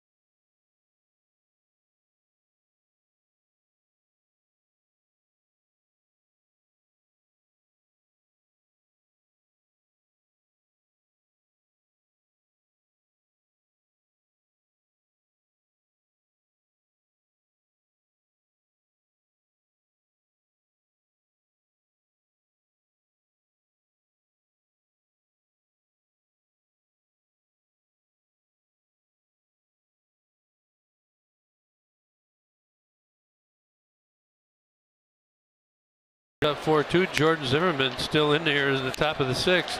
Very effective against the Houston Astros, out pitching Dallas Keuchel. You see the sliders up top of the zones, fastballs, and then he goes to the breaking balls. A lot of ground balls, weak contact. Through 5 innings, 5 hits, 2 runs, couple of strikeouts. Tigers leading 4-2. Yeah, they've got him another run to work with now, and it'll be Reddick to stand in. Tigers hit a couple of long balls tonight. Nick and Miggy. That's sliced out of play 0-1 on Josh Reddick. There's an example right there, that fastball right up and in. It's tough to get good hard contact on that pitch. Right on the hands. You want to keep the ball out of the middle of the plate. I made a comment earlier, he was having trouble getting the ball down, and now the breaking balls much more depth, getting the ball down, mixing the strike zone usage up and down. Zim got a 1-2-3 in the fifth, the first inning in which the Astros did not have at least one base runner. That'll miss outside, and the count now. Josh Reddick is 2-1. Yeah, Zim wanted that pitch. You remember C.B. Buckner's strike zone early in the game. That's definitely within the limits. Reddick pops it up left side. It's going to be a long run and a tough play. Machado circling. Oh, what a tough play to make. And Dixon did it beautifully. With his back to the infield, that was not easy. Well, the ball starts out towards the stands, and it's always going to come back this way. When you get a ball that's hit like that off the bat, you just get the same way a catcher does it. The ball's out over the stands. Machado does a good job of staying with it, concentrating. Nobody close to spook him. He hauls it in. Trust me, he felt that while he was chasing that one down. Gurriel pounds it foul, back out of play 0-1. Do you know that feeling? I can imagine what that feeling is like. The heart starts thumping a little bit. Yeah, you go up, you get a beat on it at first. You think you got it, and then you make a little adjustment, a little more, a little more, a little more, and then you feel that rush go through your body. Then the relief once you catch it. Gurriel is 0 for 2.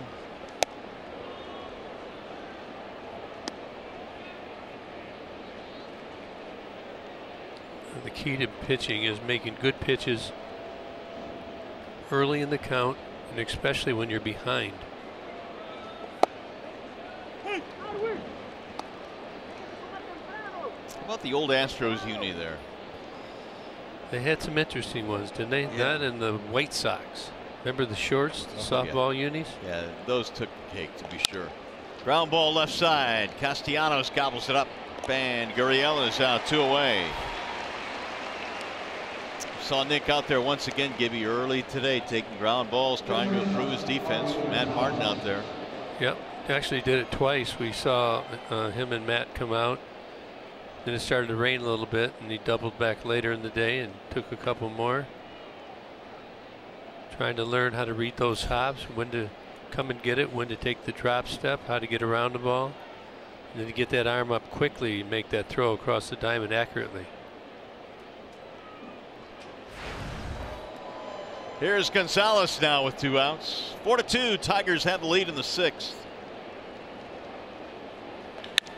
Belted to right field. That one going deep, and that one is gone. It's out of here, a homer for Marwin Gonzalez, his 19th of the year. He just tomahawked that thing over the wall. Well, what a year this guy's had. And he's versatile, plays shortstop, can play the outfield, and certainly stinging the ball with the bat. This ball's just up in the zone, right down the middle of the plate. Actually, it's above the zone. He just gets on top of it. Got it here very quick. And somebody had it, but he threw it away. Oh.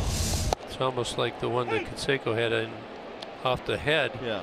Although this one's on the hands. Threw it down to a lucky person standing in the entryway to the park. Driven toward left field. That ball's hit pretty good up and going back to the track, and he'll make the catch. So Beltran is out of there. However, the Astros get a run back on the Marwin Gonzalez home run. I had it in my hands.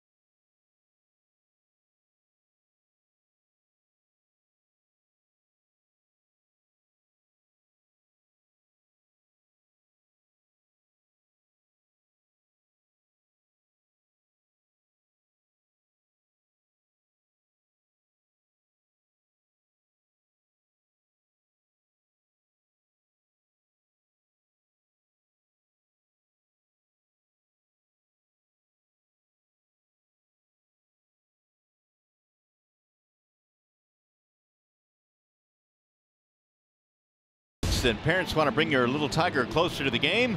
Well, now you can with the membership to the Tigers Kids Club. Each Kids Club member receives a jersey, lunch cooler, baseball cap, school supply kit, lanyard, passport, and so much more. If you'd like more information or if you'd like to order, go to tigers.com/Kids Club.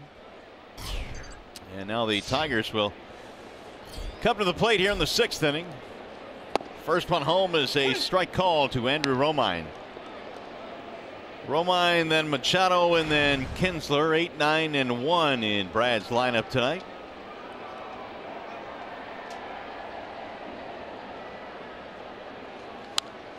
Fouled away 0-2.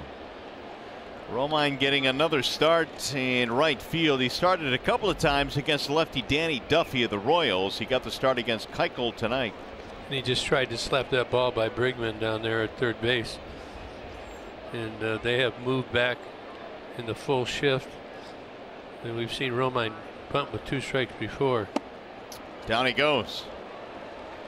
One away here in the 6th. It'll be the second strikeout for Peacock since coming on in the 4th inning. Peacock, as I said, he's got that sneaky fastball, lots of sliders. He does throw a changeup and a curveball. Right there, he got Romine on the secondary stuff, around 80 miles an hour, way out in front. Now Dixon Machado. Boy, this Astros, man, they love shifting. Now they've got 3 defenders to the left side against Machado. Well, they know they're going to throw into the shift. Just kind of thinking away from the game right here a little bit. Zimmerman now through 6 innings. His pitch count at 79, which he's in good shape, but if you might want to think along with Brad Osmus, think about what he would like to do with his bullpen from this point out. Who might a solid base hit to left for Machado. Who might the Astros pinch hit for? So you want to start planning that out a little bit. So I'm just encouraging you, those at home, to get it all laid out, because it may change in a pitch or 2.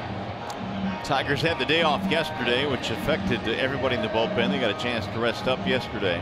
Everybody's pretty clean. Looking at the pitcher's grid. See, Softhold had 3 innings of work. So he'd be a guy that maybe you'd stay away from. Everybody else looks like they'd be available. Belted to left, but foul. Well, I would have taken that. Yes, you would have. It's already gotten you a double tonight. Yeah, but I wanted to dig her an RBI and a couple runs scored. Greedy. Why not? You, the leader of all people, call me greedy. No balls, 1 strike on Kinsler. And a strike called. He got the outside corner. 0-2 on Ian.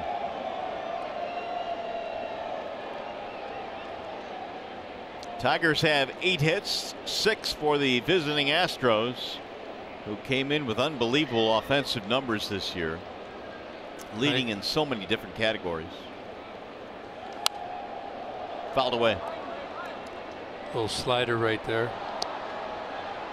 Peacock's slider comes out a lot like his fastball. 92 miles an hour on the fastball, 81 on the slider, so there's about a 10-mile-an-hour speed variation.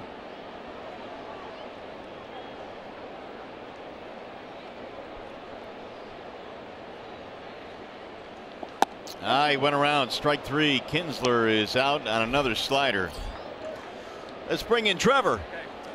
Up here at the Amsterdam bar, where the party is always on, but there was a party of a different sort here at Comerica Park last night. Miguel Cabrera held the 9th annual Keeping Kids in the Game event here at Comerica Park. Fans got to come and take self-guided tours of the Tigers clubhouse, walk around on the field. Of course, they had some food available and fireworks display for everybody afterwards, and you got to meet Miggy up close and a couple of his teammates that were here as well.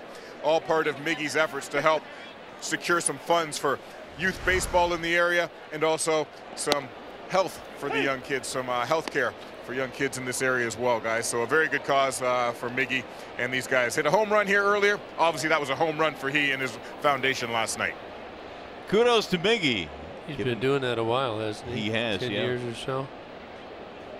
It's got to be a thrill for those children. Good to see Fulmer and Jay up there supporting his teammate. Castellanos fouls it back 0-2.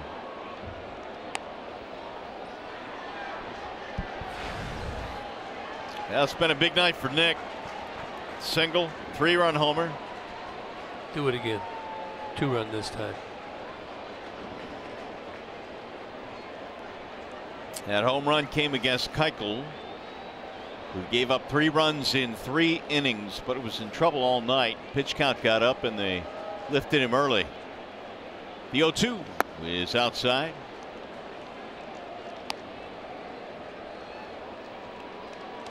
One and 2 on Castellanos. Upton waiting on deck. Good count to run on right here. Probably going to be a slider. Got to get a little bigger lead than that.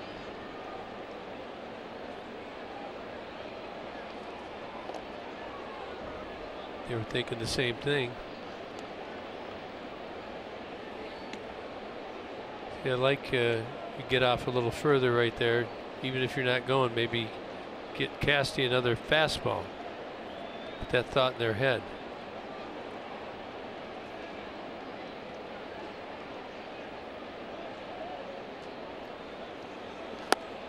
It'll slide outside. 2-2 now on Nicholas.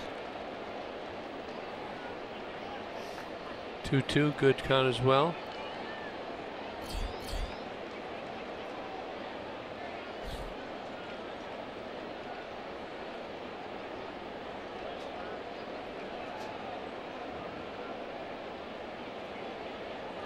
Swing and a miss, and he got him to chase. Castellanos is out of there. 4th strikeout for Peacock.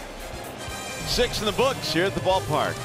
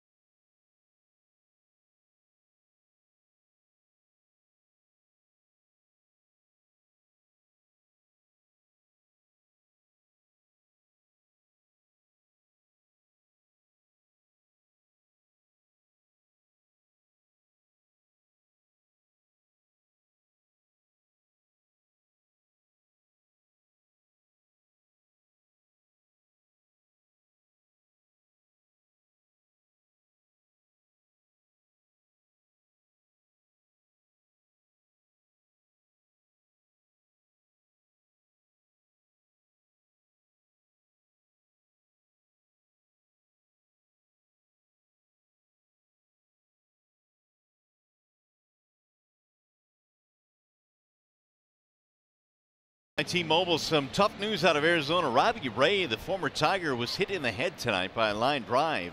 Off the bat of the Cardinals, Luke Voigt. Yeah, it's terrible. At 108 miles an hour. And we wish him well, and hopefully it's not as bad as it looked. Dansby Swanson demoted to AAA. You said you couldn't believe it. Yeah, you know, we saw Dansby last year at the end of the season. He looked like a budding star, and I'm sure eventually will be, but back down in the minor leagues now. David Price going on the DL for the Red Sox. He's had an interesting year. It's his 2nd stint on the DL with the elbow problem. Ryan McCann leading off the 7th inning for the Astros in a 1-run game. Also had a bout with with the Hall of Famer. Yeah, on the airplane, so he's had a not very good year. We'll hope that he can come back at some point. I hope that, you know, there are risks in the game, and you hope that they're all are able to overcome them. Rolled foul. You know, I was talking last inning about who might A.J. Hinch pinch hit for. He's got 3 guys on the bench. Evan Gaddis is a catcher. I don't think he would use Gaddis this early in the game. It's his second catcher. Marisnik, Jake. He's a right-handed hitter, so he may go maybe Aoki, so down there at the bottom, next time around. Then he also has Tyler White as an infielder. I don't think he would pinch hit him. So pretty much you know what you're going to get if you're going to bring a pitcher in to face somebody. I doubt you're going to get too many changes. You're going to get right on right or left on left. 3-1 ground out. McCann is out. Cabrera on the backhanded play, and that'll bring up Alex Bregman. So Zim pitching into the 7th inning here tonight, trying to keep this a 1-run game. Yeah, only 75 pitches, in great shape. As you're a manager, you want to just keep an eye on the pitches as he's starting to hang him. Remember when Keuchel kind of started to lose it, he was tiring a little bit. You'd look for those signs. Tigers do have somebody up in the bullpen. It looks like just getting up is that Greeny. Zim has only completed 7 innings 1 time this year. Bregman looks at a strike 0-1.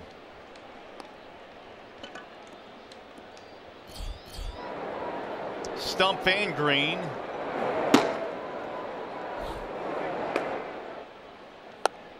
That'll sail outside. 1-1. Pretty good tight slider right there.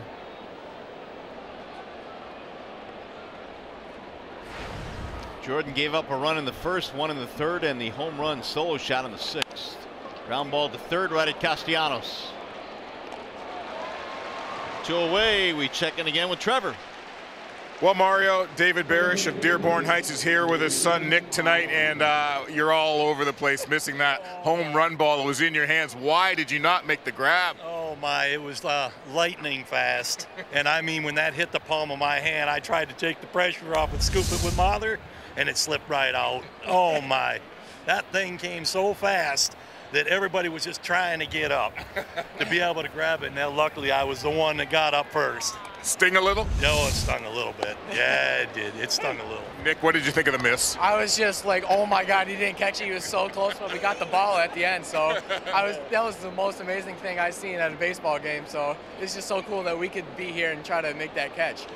You got the ball in the end. That's really all that matters, along with a Tiger win here tonight. Enjoy the game, guys, and thanks. Absolutely. Thank you very much. Thank you. All right, guys, back up to you. All right, Trev, thanks. Good inning for Zim, a 1-2-3 frame. And coming up, the Consumers Energy 7th inning stretch.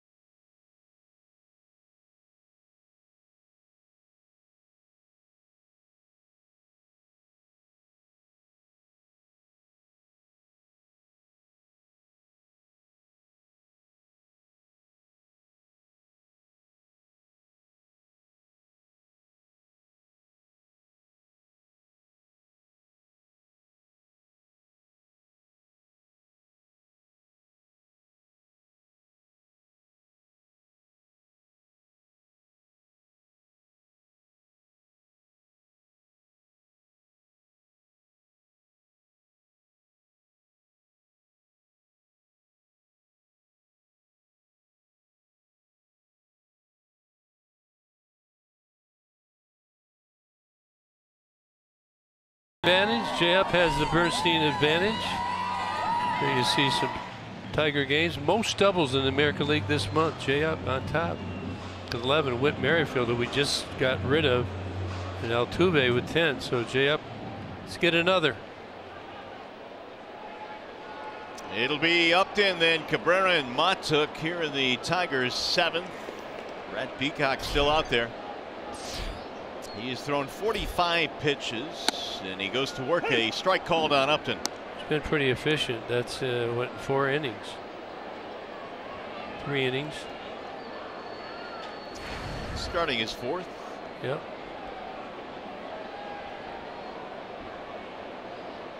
The 0-1. 0-2 the count on J-Up. Tigers lead by 1. Peacock's got that good slider, really runs late and sharp breaking. So these Tiger hitters are going to try and, I would try and get that fastball early in the count.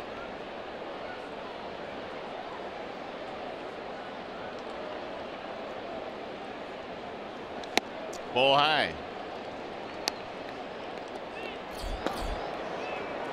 Now Rondon starting to warm up in the Tigers bullpen.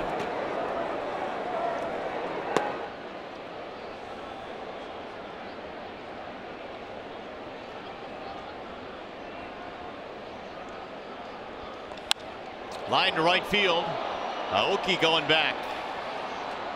1 out. Just like we promised earlier in the game, it's Miller time, brought to you by Miller Lite. Happened in the 5th inning. Tigers were up. Got an insurance run for Miguel Cabrera on a hanging slider off Brad Peacock. Tigers still hold the lead. Been a while for Miggy, but let's do it again. Tell you, a lot more teams, you notice how they're playing their right fielder opposite on the righties. Seem to be protecting that line. I mean, I wonder if, especially in this park, if it's because it's so deep out there that it's a triple anyway. Trying to cut down balls that might be a double down the right field line. 1 ball, no strikes on Cabrera. That'll get back out of play. 1-1. Peacock last year joined the Astros rotation the final 2 months of the year. McCullers went on the disabled list, so he's had a lot of starting experience with Houston. Tiger box. Nick, couple of hits, including a homer. Miggy a homer.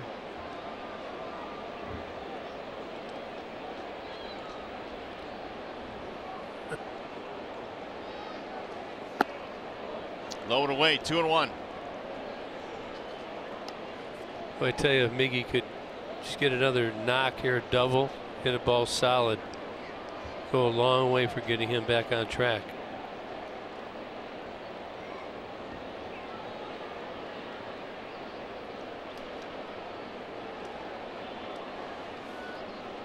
The 2-1. Chopper to the shortstop. Gonzalez has it. And Cabrera's out 2 away. Well, Tigers fans, if you can't catch the games on TV, you can stream them live on your mobile device with Fox Sports Go. Download the app and take Fox Sports Detroit and Tigers baseball with you wherever you go.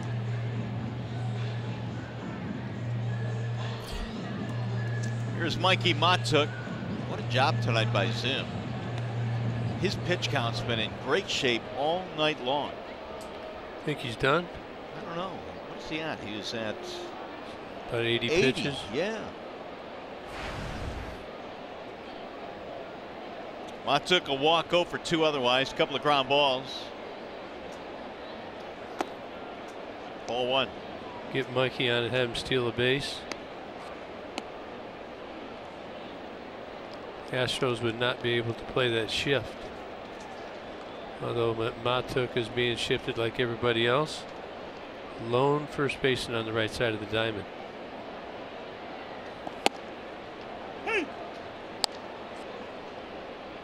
Right here. This whole area wide open. Gets into that right center field gap. You get a double.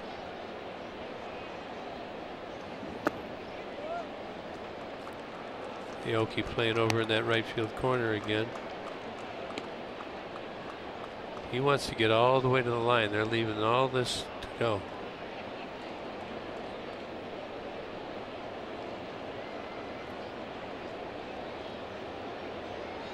Here's the 2-1. Spins up another slider. It missed inside. 3-1 on Matuk. I think he's going to get a heater here. Just get it down. Don't offer that high fastball. And look at Peacock. He just kind of, that elbow goes down. He slings it.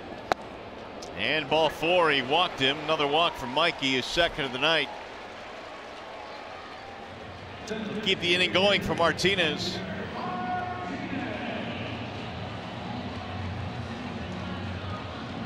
They're going to shift. 4 walks for Astros pitching tonight. There's the Astros shift here against V-Mart. So let's leave it here. You see, if they do get a base hit, they got this guy. He's covering all this ground right here. If Victor should try and go that way.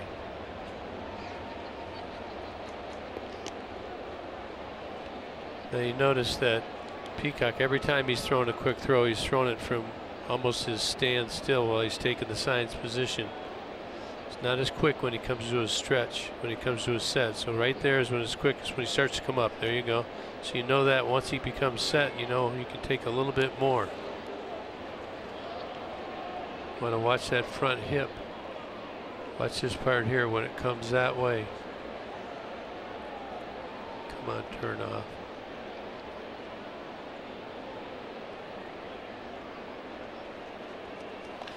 Line drive and under the glove of Altuve. Matuk going to third base. They're going to wave him home. The throw went to second and a run will score. Oh, the Tigers stole one there. 5-3 ball game. I love this stuff right here. This is what you call manufacturing a run. Give credit to Mikey right here. He hustled all the way.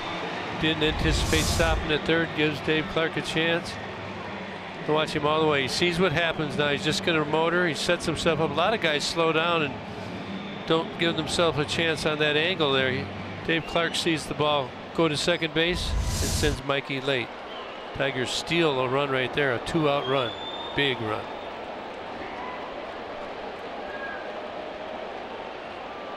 A 5-3 ball game, and that'll bring up McCann. That ball just under the glove of Altuve, who was playing deep to the outfield grass. Didn't go. 1-0. That's a 2-out walk and a 2-out run on some aggressive base running. Good job of execution. Now he slowed up, but he had that angle so he could turn it right back on, make a clean cut at third base, and get to home before they could make a throw.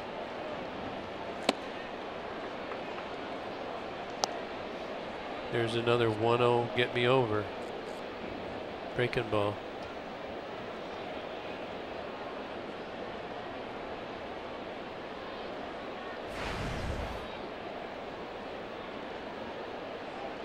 Probably going to throw it. If it's 2-1, he's going to get that same pitch. Watch, see if he doesn't throw another breaking ball. I'd be sitting on it. It's a strike. It's 2-2. You got to make, that's going to be 81 miles an hour if that's what he throws, so you got to let it come. Got the heater. Instead. 2-2 the count on McCann. Tigers now have 9 hits. They've extended the lead to 5-3. Tell you, I bet you Victor Martinez is enjoying that ribeye steak, isn't he? On that play. I think you talked about the key there as Matuk came into third really running hard. Gave him a chance to score. That is popped up. Shallow right field. It's going to be Aoki coming in, and that'll retire the side. Tigers get another run on a hit. You're watching Tigers baseball tonight, presented by Bell Tire.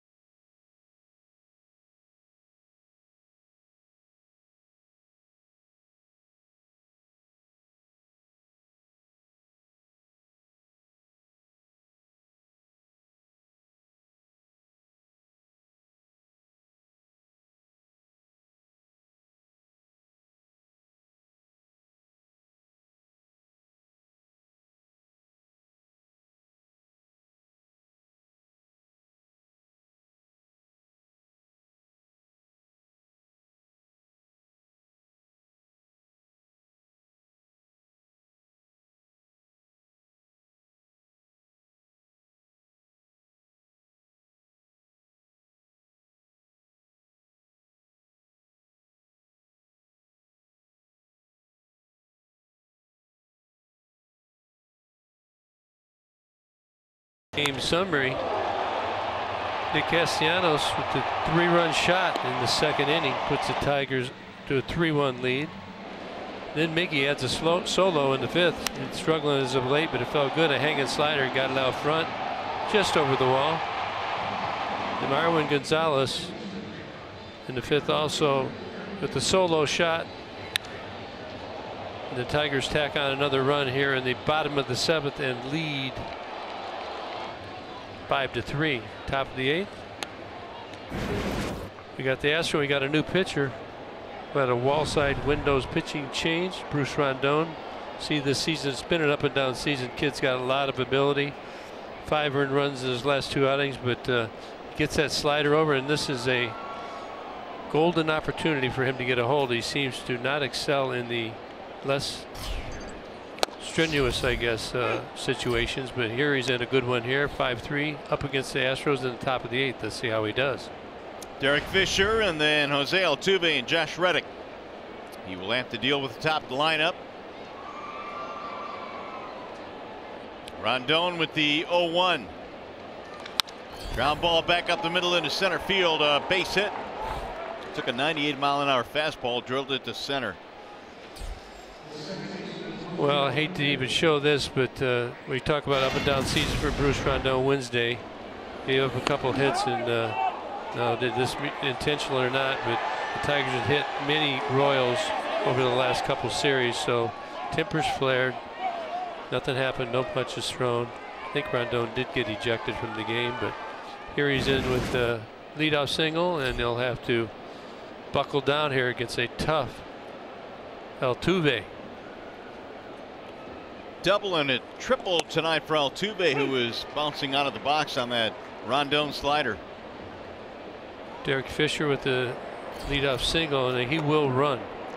Only 1 stolen base in 2 tries, but he does have the speed to do it, so Rondon will have to be quick enough to give McCannon a chance to cut him down.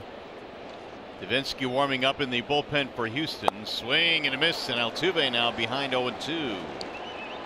Well, if you like pressure, you don't get much more than this right now. Leadoff single, and you have the best hitter maybe in all of baseball at the dish.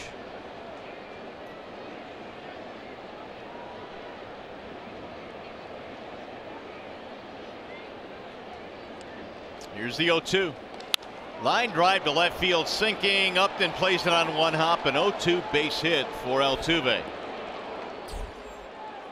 That is his 3rd hit of the game. Well, Rondon threw 2 great sliders, and Altuve wasn't even close. Then he made an 0-2 mistake right there. Let's take a look right here. This is the previous pitch. Look how that goes down. Altuve way out in front. He's got an 0-2 count. He's got him right where he wants, and then he hangs one. This is kind of the youth part of Bruce Rondon. Now he's going to have to make some better pitches here to get out of this inning and preserve this Tiger lead. Josh Reddick will stand in, the number 3 hitter. 2 RBIs on a pair of sac flies in this game.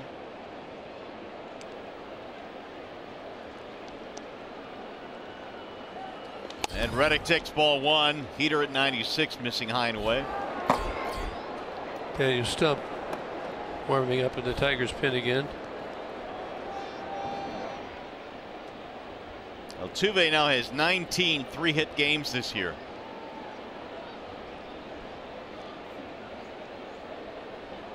Here's the 1-0. Whistled foul back in the seats. 1-1 on Reddick. Looks like Reddick likes the ball inside. Very quick right there on the slider. A lot of good young talent on this Houston team. Everybody talks about the Springers and the Altuves and Correas, but Reddick himself having a marvelous year. Came in at 305. And he sends one high in the air, deep into right field, way back, and that ball is gone. A 3-run shot for Josh Reddick, and the Astros have the lead.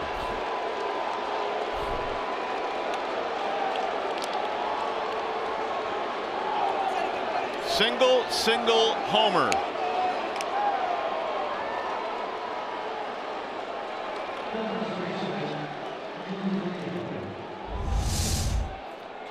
Another slider. He just hung us again. It's out over the middle of the plate.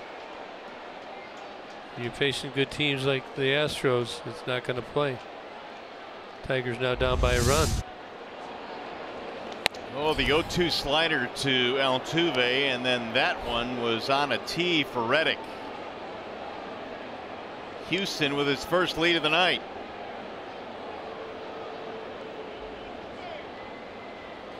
Gurriel out in front of the count 1-1. Now, this game is such a test of character for all players. Bruce Rondon has such ability.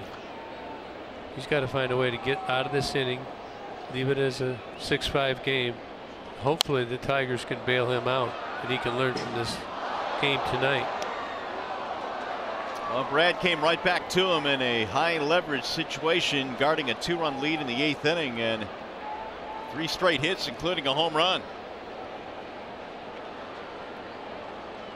The 1-2. Ooh, Gurriel fouled that one off the mask of McCann.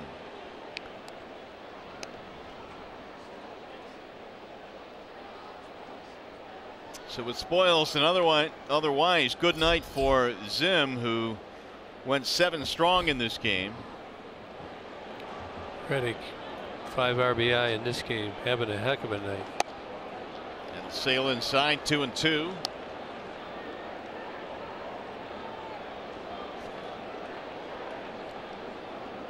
Doesn't get this Gurriel, this will be his last hitter. Now the 2-2 popped up behind the plate. McCann can't handle it.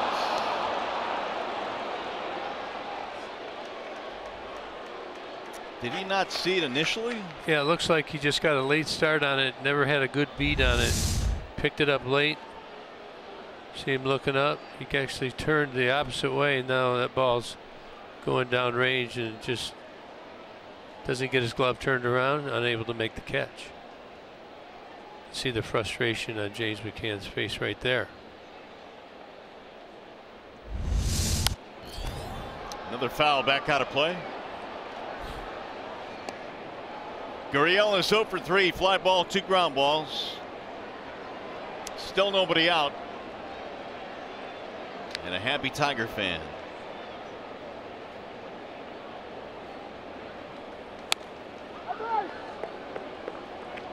Again, that slider left up there by Rondon. Yeah, he's not finishing that pitch, getting underneath it. Looks like he's aiming it. Again, that's a pitch. It's a great pitch if you get it out front and it works. It'll break late, and he's able to throw some good ones. It has not worked out tonight when it's needed. That one's popped up first base side. Here comes Cabrera. He's got room. And one gone.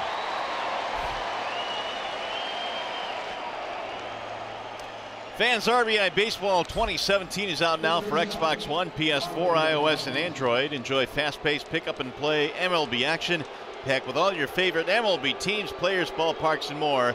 RBIGame.com for more information. And that's going to be it for Bruce, it appears. He'll give up the baseball with Marwin Gonzalez coming up.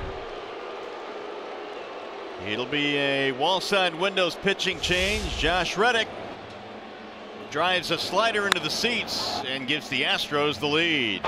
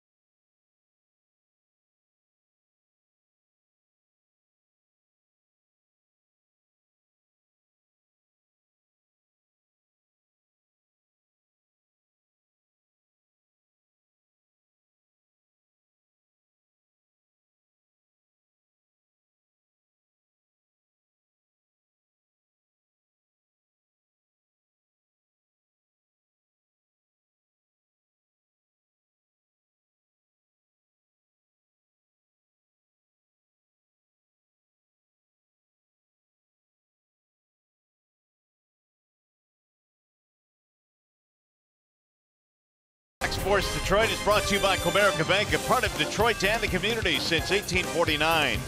Your Metro Detroit Chevy dealers, visit ChevyDetroit.com. See why Chevy drives the Motor City. And by Wallside Windows, we can do that. We are the factory.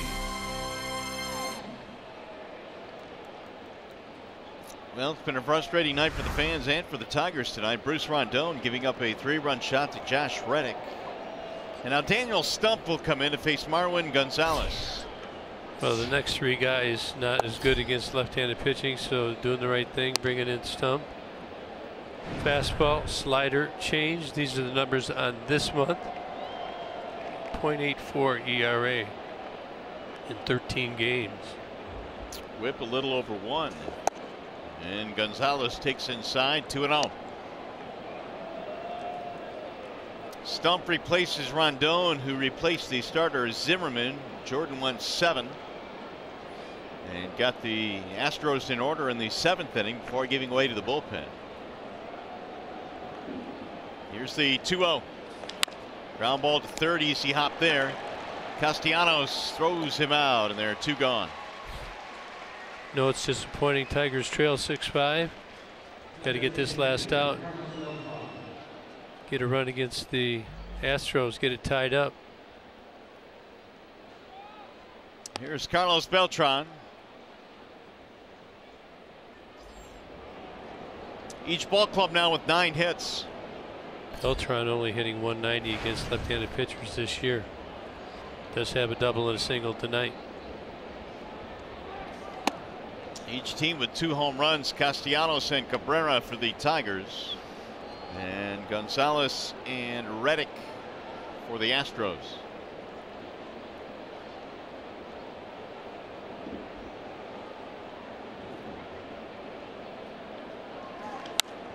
Sliced foul out of play, 1-1 on Beltran. You know, looking at that run that on the base running hustle by Mikey Matuk.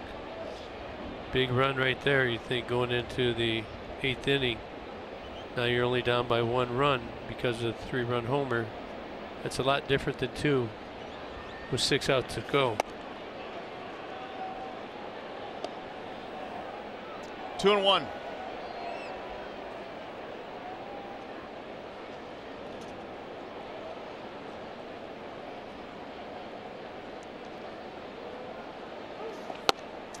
You know, it's easy to look back, Gibby, but again, you kind of look at that 0-2 pitch that he threw Altuve. He just simply hung a slider there, and he slapped it in the left field for a base hit, and that set up Reddick.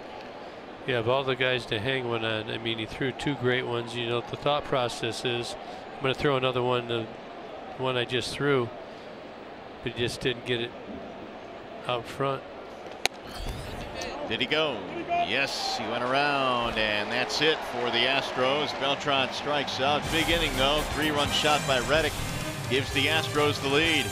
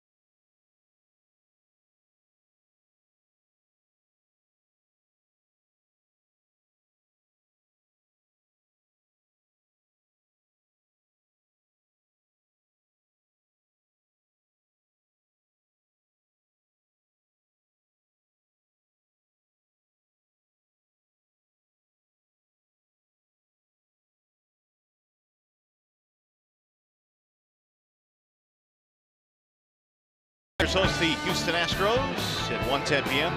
Sunday Kids Day. All kids 14 and under receive a free Justin Verlander sling bag. For tickets, go to Tigers.com or call 866-66-TIGER. By the way, tomorrow's upcoming matchup presented by Wallside Windows, and it's going to be Colin McHugh and Matthew Boyd. Well, it's going to be a good one. Matthew Boyd coming off a good, strong start. Colin McHugh, I know the Astros are excited about having him in the lineup after Keuchel. They wanted to, and they got their staff is just getting healthier and healthier, but the Tigers will have to take him down. You see that ERA of 7.71. Good opportunities. Get job. Little pop up and a catch for 1 pitch and 1 out. Gonzalez. Romine retired, 1 gone. Wallside change now. Chris Davinsky has come on. His 41st game. He has 14 hold. Sub 3 ERA. Doesn't walk anybody. Look at the strikeouts. This has been one of the strengths of the bullpen for the Houston Astros. A couple of defense changes along with the pitching change that we'll get to. Jake Marisnik now is the new center fielder, and Josh Reddick will slide over to right. Aoki is out of the game. Davinsky fastball, 94-95, really good changeup and a slider. Machado fouls it back out of play. Dixon, pretty good night. Walk, single, run scored. Tigers need a base runner. Top of the order on deck.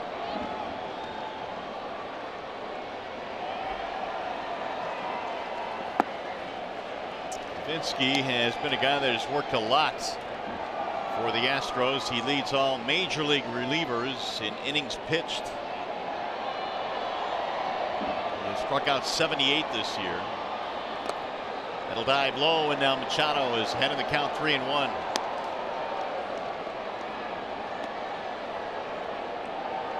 Get a runner on, make first baseman cover, open that infield up. For my guy Ian Kinsler to go yard. And he walked him. That is the second time tonight that Dixon has walked from the 9th spot, and 5 walks for Astros pitching. They are asking for trouble. Here is Kinsler. And let's comply. A.J. Hinch comes running out. Going to talk about should the runner go, how you want to pitch Kinsler. Castellanos. You know, where do you want to play your infielders in your shifts? How about the outfielders? Want to be in a little bit? You want to stay back? You want to stay where you normally are? Obviously, the tying run is at first base. You care about the tying run or the go-ahead run. We were always taught about the go-ahead run. That always took priority. But they have reports on all these hitters, and A.J. May went out there to remind Davinsky of something he'd like to see or doesn't want to see. Gary Pettis moving his outfielders. They're playing deep.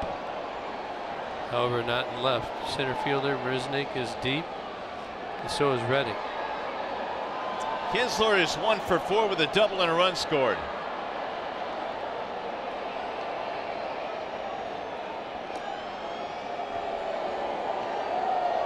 Maybe they're talking about throwing over a couple times, making sure you keep Machado on first base. Think about making an early stop out to the mound like that. You take away one later if you need it.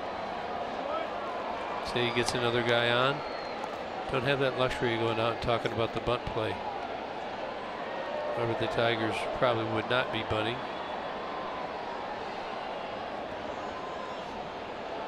How about a little jam shot to center field? We go first and third. Way outside now, 2-0, and Davinsky is starting to build a little bit of trouble here in the 8th.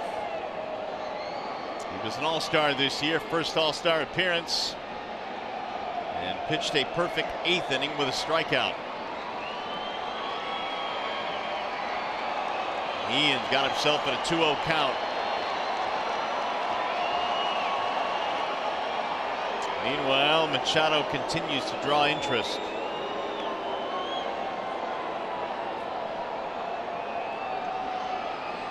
Yeah. He bends his knees before he goes. That's right what my key is. You watch, he bends his knees first. In there, a strike. Oh man, he got the benefit of that one. Ball's off the plate. And that's what Kinsler is relaying now with his body language. CB. Ball. Look, watch how he falls off. Watch how the leg comes way over. He falls way off. It's an unusual motion. A lot of stress on the arm.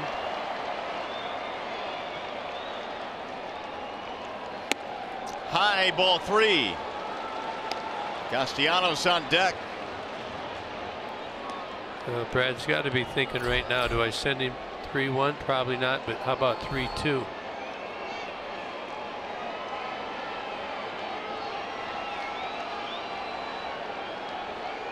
He knows what he does when he throws over by now. Ground ball to short. They'll flip the second one. Relay to first is a double play. Davinsky gets the ground ball to end the inning.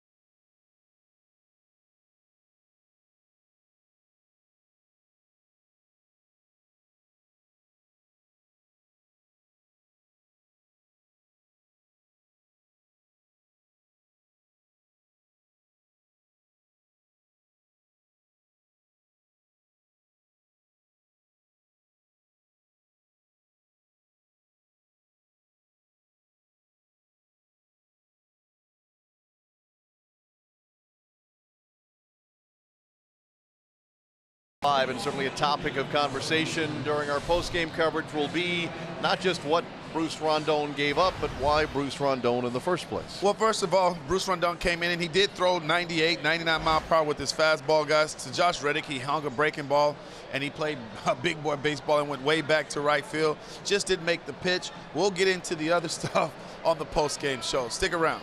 Fireworks. And Brad Ausmus's post-game thoughts on Tigers Live just immediately after the conclusion of this one. Upstairs we go for the ninth to Mario and Gibby, guys. All right, Keats, thank you. The Astros coming to the plate now here in the ninth inning with their bottom 3. McCann, Bregman, and Marisnik. Well, Simo and John Keating are going to have a conversation about a Tiger win. I want to stick around and hear about it. Tigers had 3 more big outs.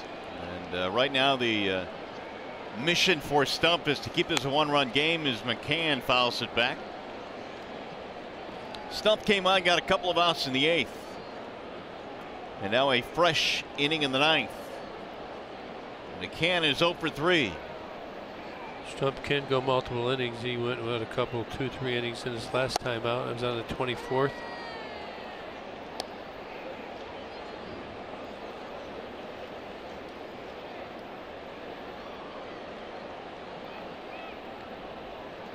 Here's the 1-1.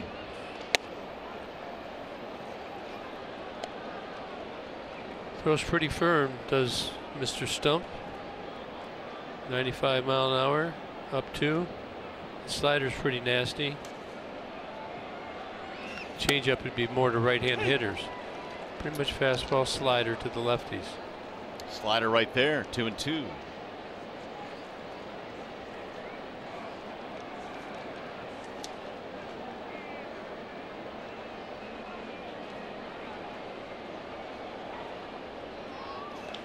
Little chopper back up the middle. Machado on the backhand. Quick flip. McCann is out. It's going to be it for Stump. Brad goes back to the bullpen here with Bregman coming up. So Stump will face 3 batters. Yeah, he did a good job. Got all 3. Good communication there by Machado, letting Castellanos know that he had it. So there was no mishap there. Tigers get the first out. So they go back to the bullpen, and we'll be back.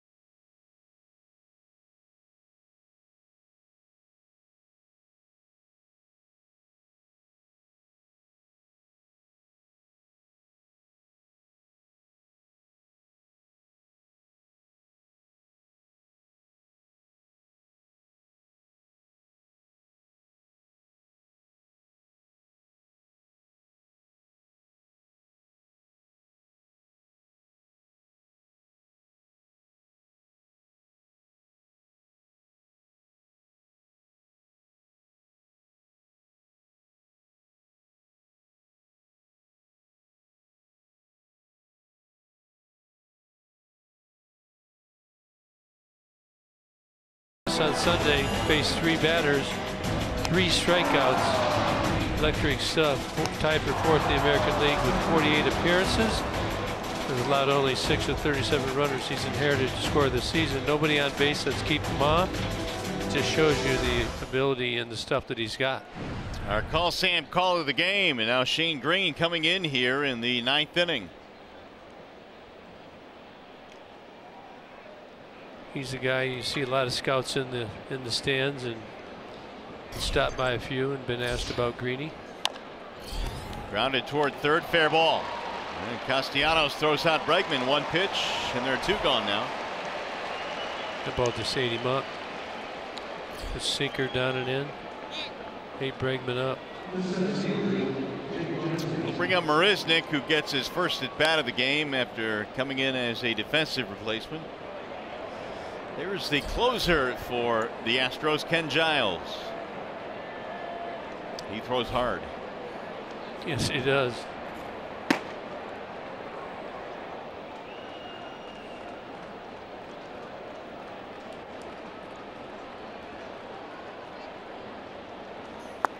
Ball 1. Marisnik has a little bit of power. He's got 11 homers. He's batting .248. Very good defensive center fielder.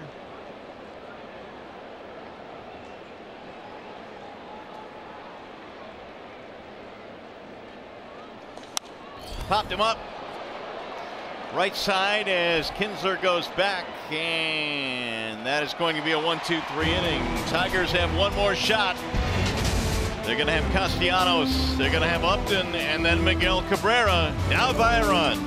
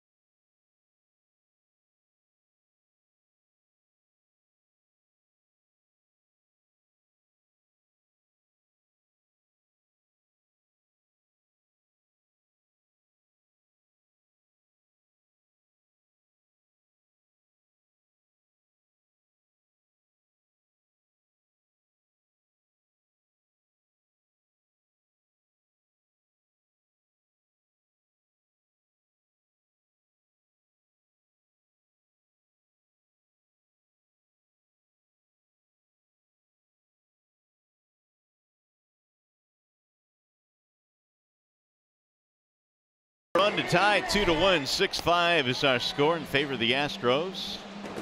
Don't forget, coming up, Tigers Live postgame live fireworks on a Friday night here at the ballpark. Fireworks Friday. Tigers got the meat of the order up. Castellanos, Upton, and Cabrera. Mikey Montauk right behind him. They're going to face the closer, Ken Giles. 40th game, 21 out of 23. Fastball slider, throws about 98, close to 100. The slider will be about 86, 87 miles per hour. Been a while since he's had a loss or a blown save until tonight. 21 of 23. And he tossed a scoreless ninth inning on Tuesday night. So Giles goes to work. Here is Castellanos. First one rides inside at 98 miles an hour, 1-0.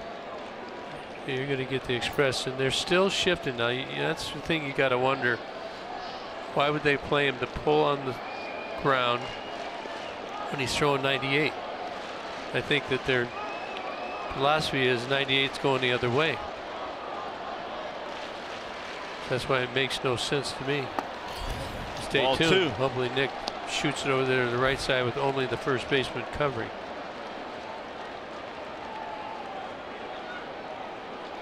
Castellanos had a single in his first at bat, a 3-run homer off Dallas Keuchel back in the second. 2 out of 4 tonight. Tigers have 3 guys coming up here that can tie it on one swing of the bat. Here's the 2-0. Nick pops it up. First base side might be playable. Missed it. Tough play. Gurriel stayed with it nicely and hauled it in. That's a tough play. It's a heck of a play right there. Didn't look like he had a good beat on it, but he stayed with it. You're looking at the lights. You're running. It's sloped away from the playing diamond. Reaches out at the last second and hauls it in.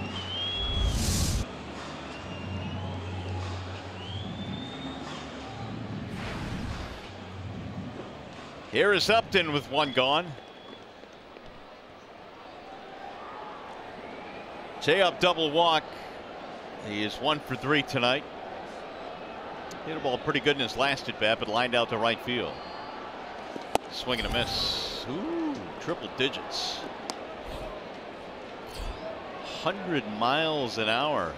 When you're a hitter and a guy throws that hard, when you try and swing harder, the reality of it is you got to try and keep your swing as short as you can. But it's hard because it's coming at you, and you can hear it hisses when it goes by. Up there, you definitely have no shot at catching up. Very few guys do.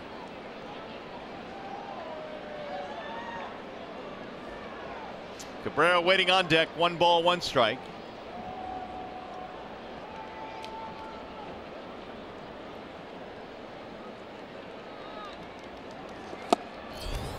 Well, the express again at 99. Definitely can't try and pull it. Jab's making a pass at it, but it's coming in there pretty good. You look at Giles's motion. He kind of coils slowly, and it comes out hot. Slider, he got up. See the catcher get up on his haunches right there. Fastball, he's sitting down. Ken got up. Can you pick that up as the hitter? Sometimes they do it every time. Usually in the fastball they just sit. They don't do it all the time. Then it's hard to go by that. Now watch. See if he sits down. Got him. Strike 3 in the outside corner. He got the call there, and J-up doesn't like it. That's outside.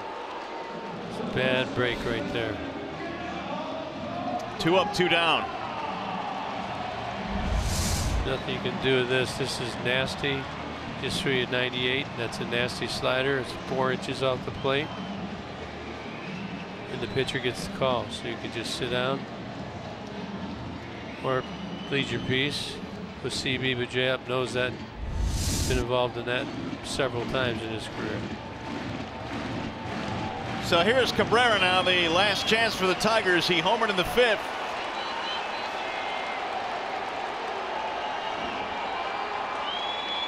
Astros got 3 in the 8th to grab the lead on the home run by Reddick. Jay up. Let him know he wasn't happy about that call. Miggy fouls it off 0-1. A lot of people have had discussions about CB in the strike zone. It's a little more liberal than most. He's consistent. Been an umpire for a long time. But as a hitter, you know that going in, don't you? Yeah, but it makes it, I mean, that one there, you're going to take it if you see it. He gets the call. It's just one of those things. It's hard to tell yourself to swing at that. You're trying to tell yourself to lay off that pitch. Fouled away. Now it's 0-2 on Cabrera. Again, 100 miles an hour. Houston trades a couple of pretty good guys away for this guy. Struggled a bit when he first came over. Settled in nicely this year.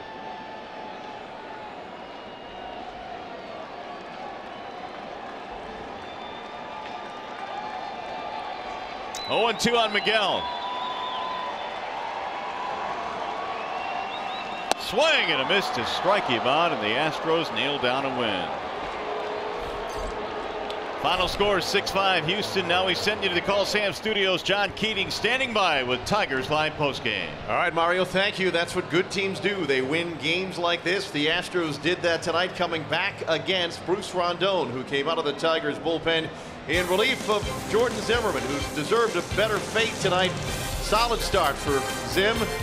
There was a scary sight in St. Louis tonight involving a former member of the Tigers. We'll show that to you in the postgame thoughts of Brad Austin straight ahead on Tigers Live.